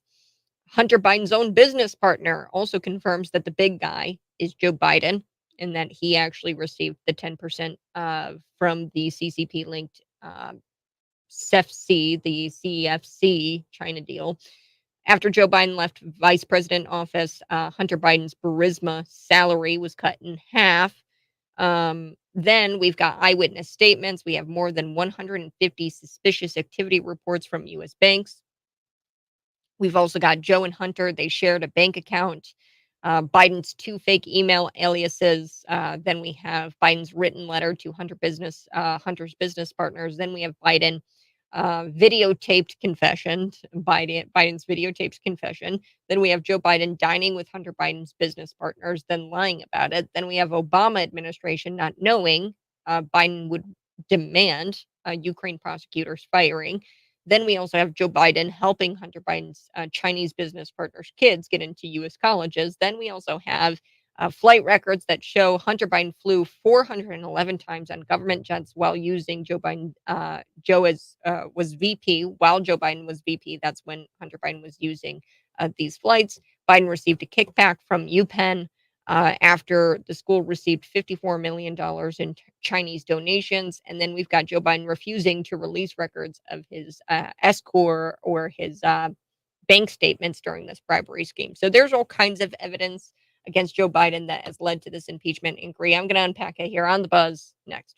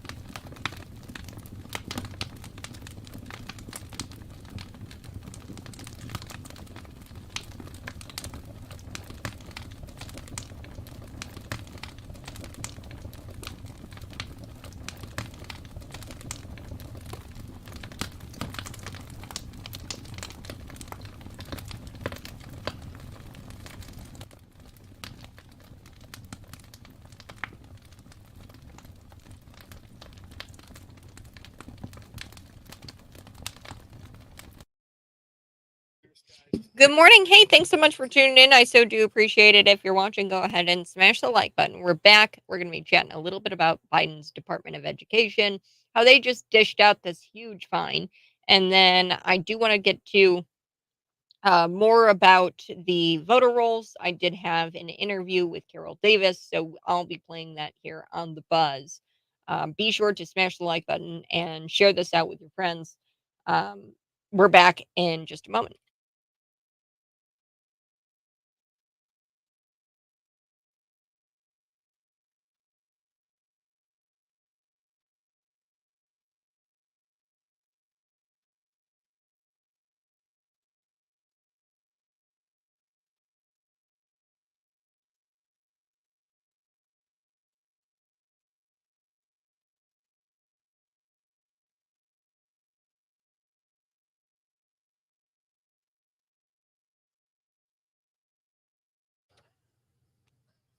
Mhm. Hey, good morning. This is the Morning Buzz. Joe Biden. Joe Biden, the impeachment inquiry, he's blaming Republicans. He's like, Republicans, they need to focus on things that matter. They need to have their priorities in line. I'm sorry, Joe. We've got a mountain of evidence here against you when it comes to your shady business dealings. So the impeachment inquiry. I know a lot of people are like, "Oh, this is so exciting. The walls are closing it." No. This is all just political theater, and I don't think that there's really anything going to come of this. Unfortunately, we've got a bunch of spineless Republicans at every level, but we've got spineless Republicans in the House who, open up an impeachment inquiry. There's a big difference between impeachment articles of impeachment, and an impeachment inquiry. I think that this is just, political theater at this point. If they were serious about it, they would draft up articles of impeachment. I thought we already went through an impeachment inquiry too. So, but before we get into a couple of other stories this morning and to the Carol Davis interview that I've got planned here that goes through how Judicial Watch, the Illinois Family Action, they teamed up with each other and Carol Davis to send a letter to the State Board of Elections here in the state of Illinois, and they're demanding that the state take 90 days to clear the rolls of inactive voters. Now, Judicial Watch is estimating that we've got about 800,000 inactive voters who need to be removed from those lists. That's approximately 10% of the 8.1 million registered voters in Illinois. So there's 8.1 million registered voters, and about 10% of those voters are inactive. And I talked with the Illinois resident and voter. She's also the Illinois Conservative Union chairman, Carol Davis, and she said that it's not a question of if Illinois is going to comply with this letter. It's a question of, hey, are we going to have to follow up this letter with a federal lawsuit? Because you guys need to, we're going to put you on notice and we need you to follow the federal law. The federal law is the National Voter Registration Act, and I'm going to explain that. And really, Carol is going to explain it in the interview that we did with each other. So, before I do that, I want to talk about the Department of Education because they are completely useless at best. And I'm being nice there. They're useless.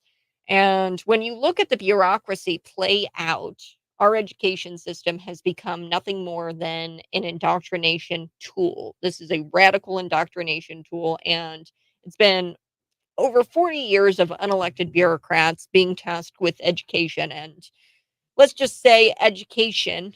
This education is more like edumacation, not education. It's more like a public school indoctrination. Like I said, there's no real educating going on. Don't believe me? Go look at your kid's report card. Okay. And go look at the Illinois report card when it comes to Unit 5, District 87. Less than half of the kids are able to read at grade level or do math at grade level. So, communists, they hate religion too, by the way. So when communists are in bureaucratic control, like in the Department of Education, it's no surprise that they go after religious schools. This is according to Fox News. So the latest assault on institutions that fail to adhere to the ideological bent of the Biden administration, they just imposed the largest fine in history of this agency, the U.S. Department of Education, on this Grand Canyon University.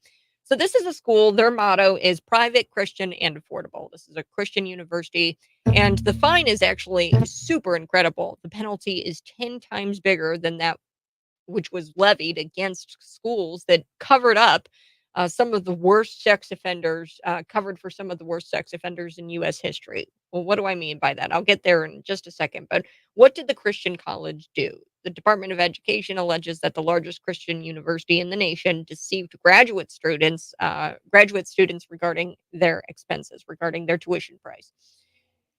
So it all came to a head in November of this year. The department demanded a $37.7 million fine against the Grand Canyon University, and that is the largest fine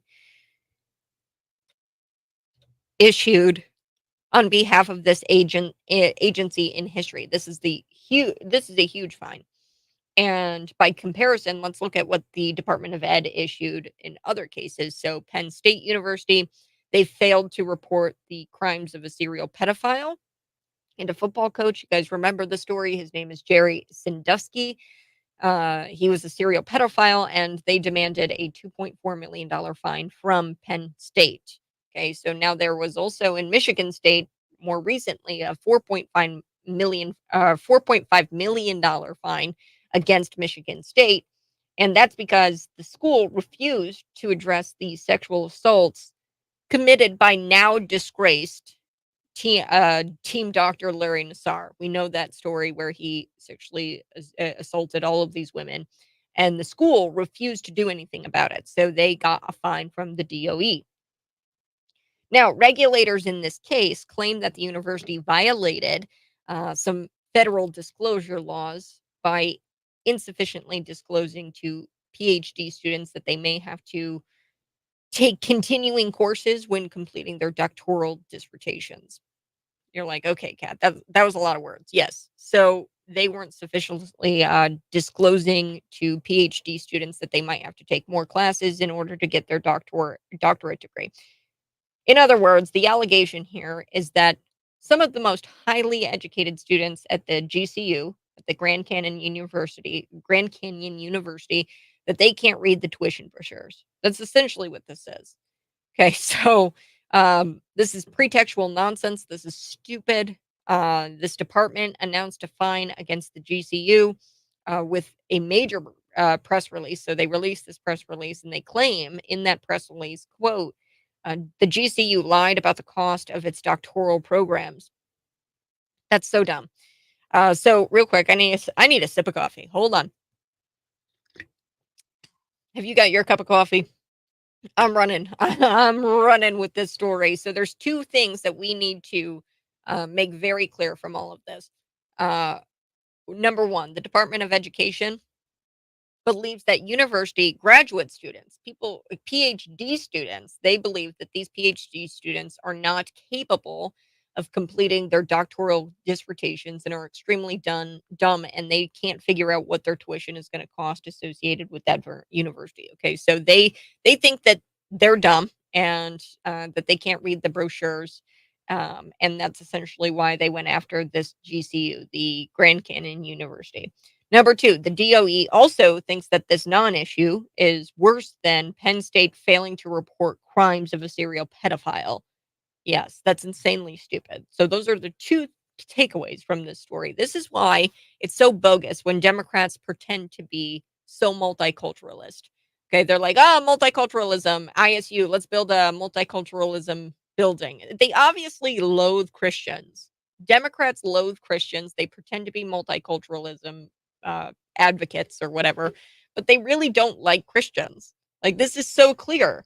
It's been 40 years since the DOE was established, and give me evidence that this DOE has provided or has benefited society in any kind of way. I highly doubt there's any evidence that you can give me that would convince me that the DOE is a good thing. If you ask me, they're doing everything but benefiting society. They're going after Christians, and by a lot, okay? We're looking at $37 million fine. You look at what Larry Nassar did. He was sexually assaulting women, and the university covered it up. They played interference for. They defended the guy. And they didn't have to pay nearly as much. This is like a tuition brochure dispute. This is a non-issue. and they're doctoral students, they're PhD students. At some point, you got to have accountability and you got to understand, hey, I need to figure out what this is going to cost me. Okay. So, yeah, this is absolutely ridiculous. The DOE sucks. I do want to play this interview that I've got here with Carol Davis. It's about the voter registration act, the National Voter Registration Act. This is the NRVA. This is a big deal. And I'm very excited about it because this might actually help us in our Illinois elections. This, out of everything else, could possibly be the biggest bombshell in the state of Illinois. I think it's a huge story. Judicial Watch, Illinois Family Action, and Carol Davis herself, an Illinois resident, they've all teamed up together and they sent a letter to the State Board of Elections and they demanded that, hey, you got 90 days. You got 90 days to clean up your voter registration rolls from inactive voters that have remained on the rolls in violation of federal law, the National Voter Registration Act. So I'm going to just play the interview. She does a great job explaining this. This is The Morning Buzz. Find me on YouTube, Facebook, Twitter, and Rumble. Judicial Watch announced that they sent these notice letters to election officials in D.C., California, and Illinois, notifying them of evident violations of the National Voter Registration Act.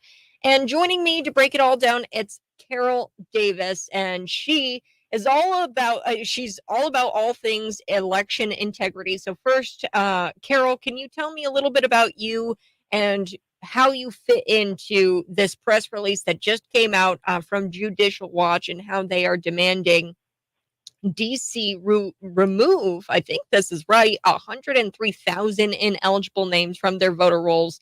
And then we're going to get to Illinois here and those numbers as well. But tell me how you fit in.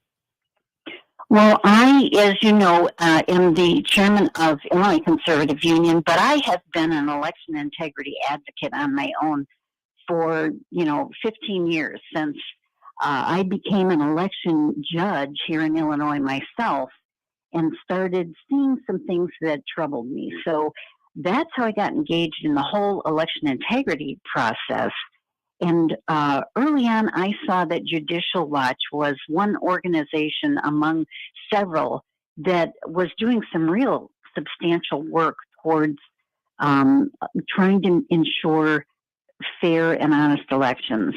And the area that they were concentrating on was the integrity of the nation's voter rolls. And so as the years went by, I realized that is such a crucial element of having fair, transparent, and honest elections. The voter rolls cannot be bloated, inaccurate. They must be well maintained, because when you have voters on your rolls that someone might be able to vote in those people's names if they're not active voters, that's where the fraud can happen, especially now that we've got so much vote by mail. I see. Now, I do want to kind of get into the numbers a little bit here. And what you had said, now I found this interesting. Judicial Watch has had great success, as you were talking about, in many other states using this legal strategy of, hey, here's a notice letter. We want you to take these inactive voters off of your rolls. They've had success with this strategy. It's not a question of whether or not Illinois will comply. The question is, will we have to follow up our letter with a federal lawsuit? So tell me about the notice letter and what you're really asking the Illinois State Board of Elections to do here. Yes, well, the way that Judicial Watch discovers that there are still inactive, ineligible voters on the rolls is there's a Federal Election Assistance Commission. And every year they get data called EAVS data from all the election jurisdictions across the country. And those election jurisdictions are reporting how they've complied with the National Voter Registration Act. And in that act, it has a Section 8, which mandates that states must maintain their voter rolls. So this reporting data is what Judicial Watch analyzes, and the counties and election jurisdictions are reporting to the EAC, we've removed this many voters and we've done this and that. And so Judicial Watch analyzes that, and that's where, if you drill down into the details of the letter, which is linked in that press release, you can see exactly which counties have reported they haven't removed anyone in the last year from their rolls, or they're not even reporting their data. So a rough estimate that Judicial Watch came up with probably in August, and this was just the Eves data had come out at the end of June, and they analyzed it, and in August they estimated that there could be as many as 800,000 inactive voters, that it's time to pull them off the rolls. It's past time to pull them off Illinois' voter rolls. So run me through this part where, if they don't comply, it's not a question of whether or not they're going to comply. So now that Illinois, the State Board of Elections, they've been told that they've been kind of put on notice, hey, you have to remove what we suspect is 800,000 inactive voters from your rolls. What's next if they say, screw you? Well, they will go to court, and they will be in federal court. We won't be in any state court in Illinois. This is a federal matter because the NVRA is a federal law that the states must comply with. And so it is not an option of whether or not they have to remove those inactive voters. It's a law that they must obey. Now, here's what happens is the process dictated in the NVRA for removing a voter from the rolls is quite lengthy and complex. If someone is not voting, the local election authority must send them a postcard to, basically they're probing to see, is this voter still at this address? If the postcard is not returned, no longer at this address, or if someone doesn't respond, they must send them another postcard. They must do this postcard process twice, and then they must go 2 federal election cycles, which, of course, a federal election cycle is 2 years because we elect Congress people every 2 years. So they must go 2 federal election cycles before they put that person into the inactive. Now, the problem with being on inactive is that it's far too easy for a voter to just pop back up and say, oh, I know I've been inactive for 10 years, but now all of a sudden I'm going to vote again. We can't really verify if that person is really that person. It's too easy for people who are, wanting to do something bad to get the list of voters, see who's been inactive for 6, 8, 10 years, and order a vote by mail ballot in that person's name. And that's kind of a complicated, process, but basically you're saying, yes, I'm Sam Smith, I live at this address, but I'm ordering a vote by mail ballot and I want it sent to my vacation home in Berwyn. So they can send that vote by mail ballot anywhere that the voter tells them, requests that they send it. And that's where the trouble comes in. Can you see how that would work and open the avenue to fraud? Yes. Now, I do want to talk about, Illinois and how it compares. I know that Judicial Watch, it's DC, California, and for DC, it's even crazier. It's like, well, no, actually, I think Illinois, 800,000 inactive voters. Now, yep. DC, we're looking at 103,000. Right. Well, some of these numbers are stunning.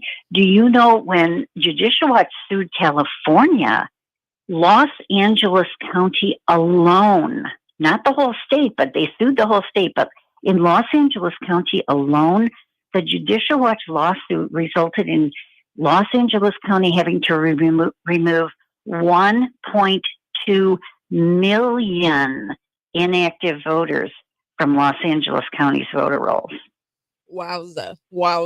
Yeah, so these 57 Illinois counties, and I'm just reading from the press release here, either reported removing 15 or fewer registrations or failed to report any data at all under the NVRA's change of address removal procedures. Now, we kind of talked about that a little bit, but the odds of these Illinois counties not reporting any kind of removal of these people because of a change of address, they're very, very small, right?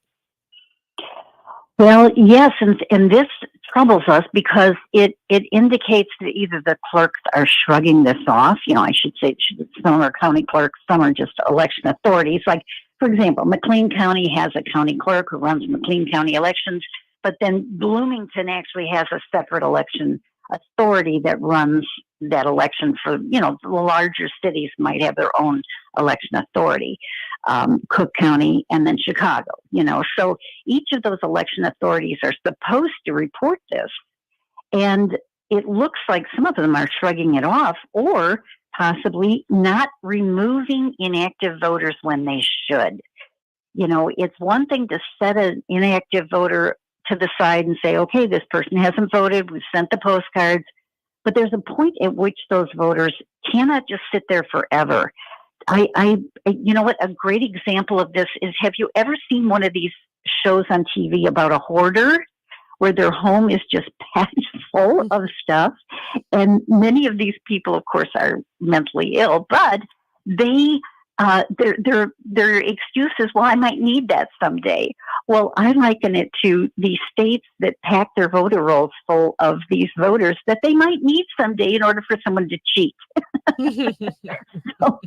So it's kind of a little funny analogy that kind of gives you a picture of what it's like. Yeah, that helps a whole lot. And so, yeah, I think that's all the questions I really had.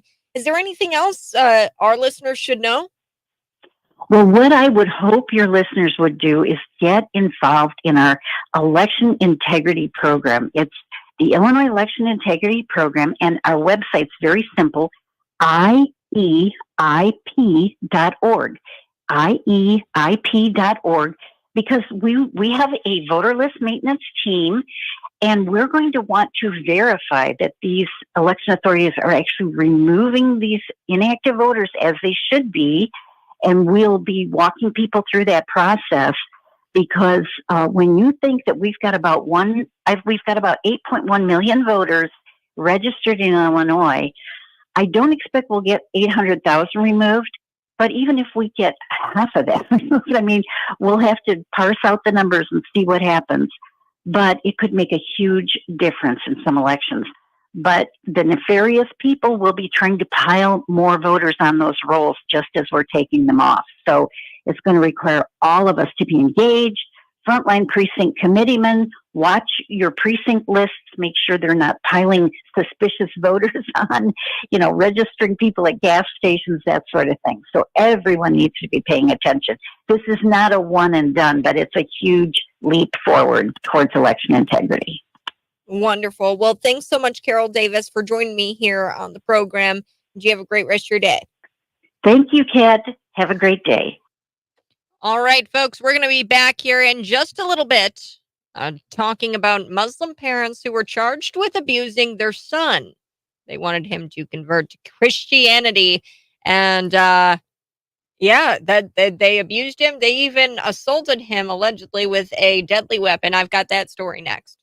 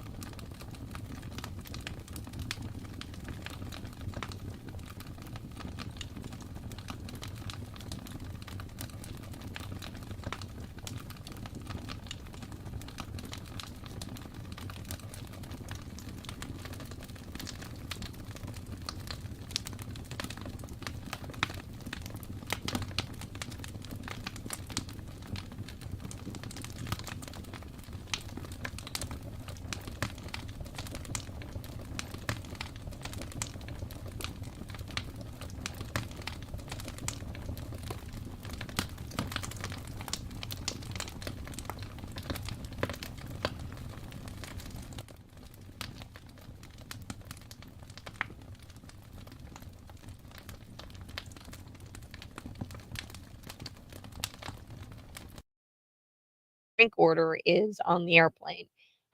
What is something you only order on airplanes drink wise? Now, me, I don't order anything on a plane drink wise because it's pretty expensive. So I usually get drunk by the bar before you get into the airplane, and I try to order as many Jack and Cokes as I possibly can because flying freaks me out. It freaks me out. I'm worried about the DEI or the DEI hire, the diversity, equity, and inclusion hire.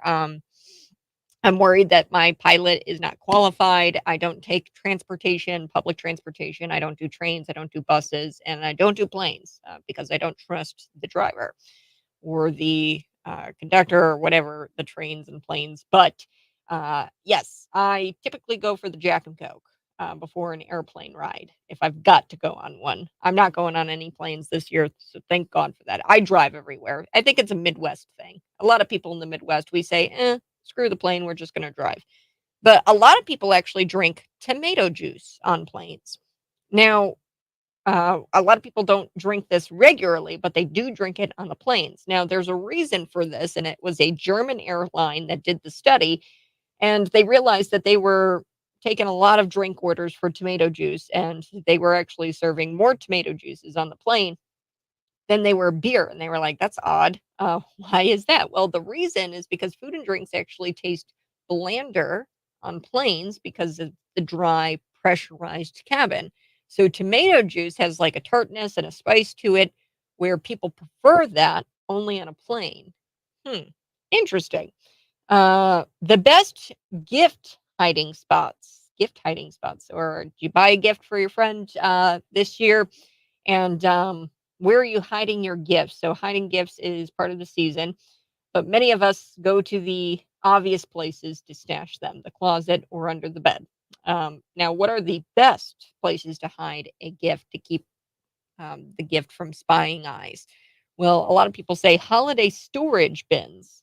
Once the decorations are up and you have these holiday storage bins for, the lights that you put out on the house, just put them in there. No one will think to look in these. A Christmas tree box. So if you put the Christmas tree up, I've got an artificial one. If you put the Christmas tree up, you can put the gifts in the Christmas tree box and nobody's going to pay attention.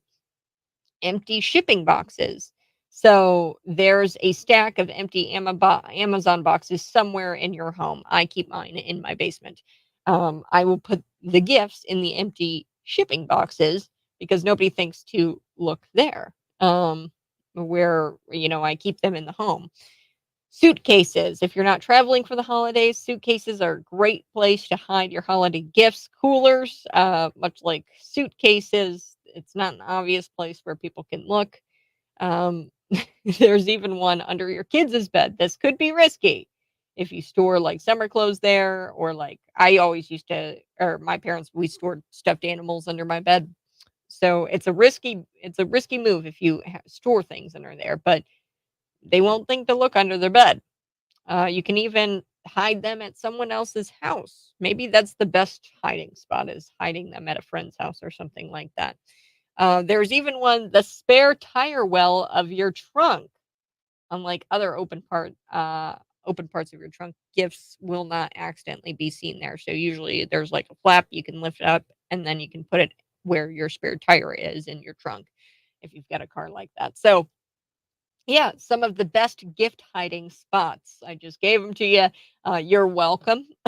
So maybe get creative with it. I don't know. I think my favorite ones would be the cooler and the suitcases. That sounds like the easiest in it, and I wouldn't think to look in there.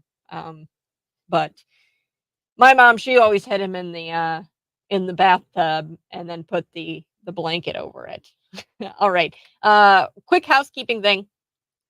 Steals and deals. These are inflation busting deals. You guys are definitely gonna want to head over to cities929.com. Click on the steals and deals logo.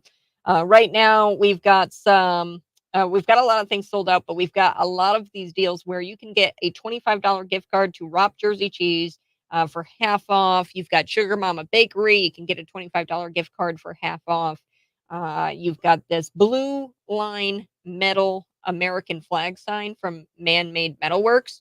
It's a $75 shot, or it's $150. Now it's only going for $75. This is a huge like metal sign. It's a great gift for dad. There's Pizza Ranch. There's Rainstorm. I mean, we've got so much Crunch. We've got Iron Coyote. So head on over to cities929.com and click on the Steals and Deals logo and steal your deals. These are really inflation busting deals. So you guys are want to go grab those for Christmas. All right, I'm back next.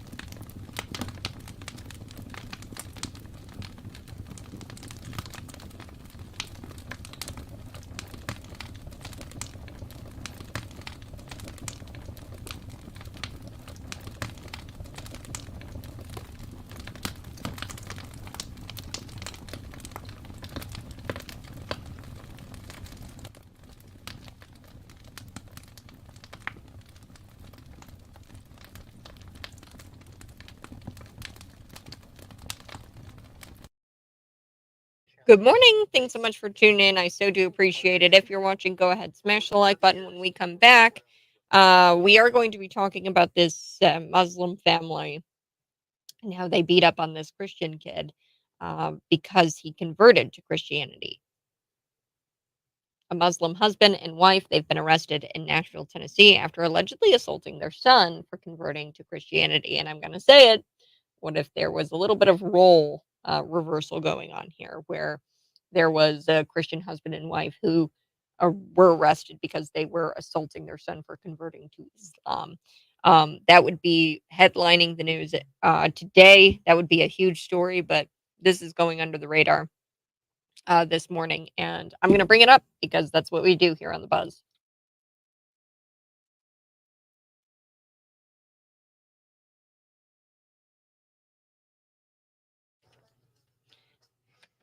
Coming up, we're going to be unpacking EVs. And are they really good for the environment? I don't think so. You know, if you think that government needs to intervene in order for the world to not blow up because global warming or whatever, and the way that the government is supposed to intervene is by mandating these electric vehicles, you have to ask yourself the obvious question: are electric vehicles actually good for the environment? Will EVs save humanity? The left says we're going to die if we don't mandate EVs. I've got a supercut that proves that. Joe Biden Democrats, they want the future to be all EVs. What is the electrical vehicle battery made of? It's made of lithium, cobalt, nickel, graphite, manganese, and some copper. And they say that these are eco-friendly batteries. They're not. So this was kind of a special that I did here on the Morning Buzz in the 7 o'clock hour, and I want to get back to it a little bit to explain where these lithium mining fields are, to explain where we're mining cobalt from, and how really there's human rights atrocities going on and human rights violations going on. There's child slave labor when it comes to these lithium batteries and mining this material. Not to mention, mining this material has huge impacts on the environment, and it's so much worse for the environment than actually fossil fuel cars, so like combustible engines. Before they get into all of that, I do want to run through this story really quick. A Muslim husband, wife, and their son had actually beat their other boy for converting to Christianity. So the victim's brother was also taken into custody. He's suspected of helping the parents beat him. Nick Kadam, John Kadam, and Rawa Kawaji, that's their names. They were charged with domestic assault, bodily injury, and aggravated assault with a deadly weapon. So this is per Fox News, NPD, Nashville Police Department. This is out of Nashville, Tennessee. They were called to the family's home. And this was because the victim's employer had called the police expressing concerns for his safety. Now, his head was shaved, I believe, and then he was also trembling when the police got there. Then he was promptly, the victim was taken to the hospital. His mother and father and brother were carted off to jail. The victim said in a statement that his mom cut the back of his hand with a knife, and they tried to get him to renounce his newfound beliefs in Christianity and to revert back to his faith of Islam, the faith that he was born into. Now, this is a huge story. You're not going to see it anywhere else but here. I can guarantee that. But imagine if the circumstances were a bit different. Imagine if it was Christian parents who were beating and cutting up their child because they had converted to Islam. You know that that would make headlines. You know that that would be dominating the news cycle this morning. But the victim's father and brother, they were released from custody Tuesday afternoon, by the way. And the mother has been ordered to remain there because she did cut him up, allegedly. But many who practice the Islamic faith view converting to another religion as a forbidden act. And those who decide that Islam isn't right for them are deemed inadequate. And in fact, some is radical Islam will kill you if you convert to a different religion if Islam wasn't right for you. So that's that story. I do have to take a break. And then we're going to come back, talk about the human rights violations being committed and the atrocities being committed when it comes to mining lithium and cobalt. Where is the lithium at? Where is the cobalt at? And how does the United States kind of fit into all of it? I'll tell you right now, we're not mining our own lithium. We're getting it from Pakistan, Afghanistan. We're getting it from Chile, Argentina, Bolivia. We're getting it from everywhere but the United States. And here's the thing: the Chinese, they have a stronghold on EV production. They get the minerals and they create those batteries and they create the Teslas in China and then sell it back to us. So I'm back next on the buzz. This is Cities 92.9.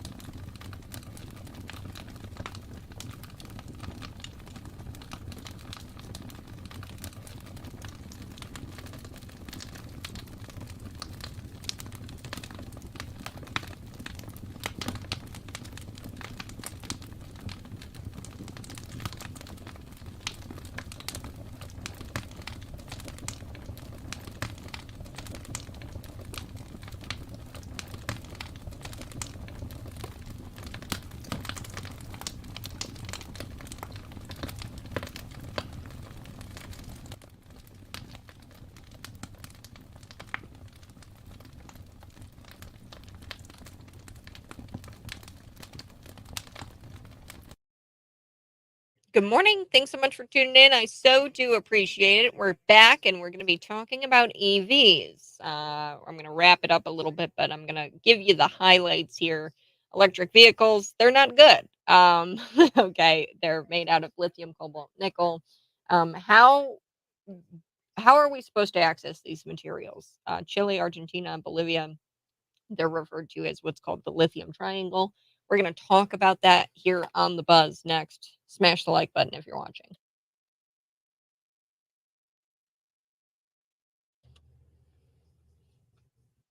So EVs, they're really not that much different. There's only one key difference between EVs and other cars. That's the battery. So the battery is what makes the EV run, right? And what's the battery made out of? Lithium, cobalt, nickel, graphite, manganese. And this is what makes up these so-called eco-friendly batteries. In order for us to jump onto this bandwagon that Joe Biden and many other Democrats want, uh, where our future is all EVs. We have to really ask the question, are EVs better for the environment? Is that true? The left says that we're going to die and we have to mandate EVs. But is that true? Will EVs save humanity? I don't think so. Where are we going to get all of these materials like lithium, cobalt, nickel? Well, I'll tell you. Chile, Argentina, Bolivia, they're referred to as what's called the lithium triangle. Now, they hold more than 75% of the world's supply beneath their salt flats of the lithium. And this process to extract the lithium and the cobalt requires a substantial amount of energy. There's air pollution involved, water pollution involved, land degradation. You have to break up the land and destroy the land in order to get to the lithium. And there's also a risk here of groundwater contamination when you mine lithium. Now, 1 ton of lithium production is estimated to take about 2.2 million liters of water, which doesn't sound all that great to the environment. If you, for the environment, if you ask me, you're using a lot of water. A lot of the lithium comes from deserts like Afghanistan. And of course, we know that Afghanistan, they are controlled by radical warlords like the Taliban, who are rumored in some instances to be transphobic. They toss gay people off of roofs, by the way, and that's where we're getting our lithium. Actually, not we, the United States, we're getting it from China. We're getting the fully produced product from China. China is working with a lot of these African countries and a lot of these stands and working with these warlords to get this lithium. The US government estimates that Afghanistan, their supply of lithium is actually rivaling the lithium triangle. Those are those 3 countries, Chile, Argentina, and Bolivia. So here's the thing. We have to ship that lithium out of those places because the Taliban isn't making Teslas, by the way. So they ship it out and they make it. The Chinese make and produce it. Who's mining all of this lithium, all of the cobalt? Children, child slave labor. In a small scale mining of the Congo, they have a lot of the cobalt resources. There's about 40,000 children to do a small scale mining project, and a lot of these children are as young as 6 years old. It's discussing China employs slave labor, and they have a total disregard for basic human rights. And they are dominating this mineral market, and it's a big problem for the United States. We're not mining our own lithium, even though we've got it here in the United States, but the regulations. So the same people who regulate and say, hey, we can't mine our own lithium, are the people who, because of health concerns or environmental concerns, that's what they're saying. They're saying because of environmental concerns, we can't mine it here. They're the same people who are demanding that we get into an electric vehicle for the planet. Okay. So they've created this demand for lithium cobalt in the first place, and then they end up creating regulations that prevent the United States from mining their own lithium. It takes about 10 years to get a permit to mine. There's so much more to this. You can watch me on the live stream. I talked a lot about it today. You guys have a great rest of your day. We're going to do it all again tomorrow morning, 6 a.m. to 9 a.m. Bye-bye. Love you.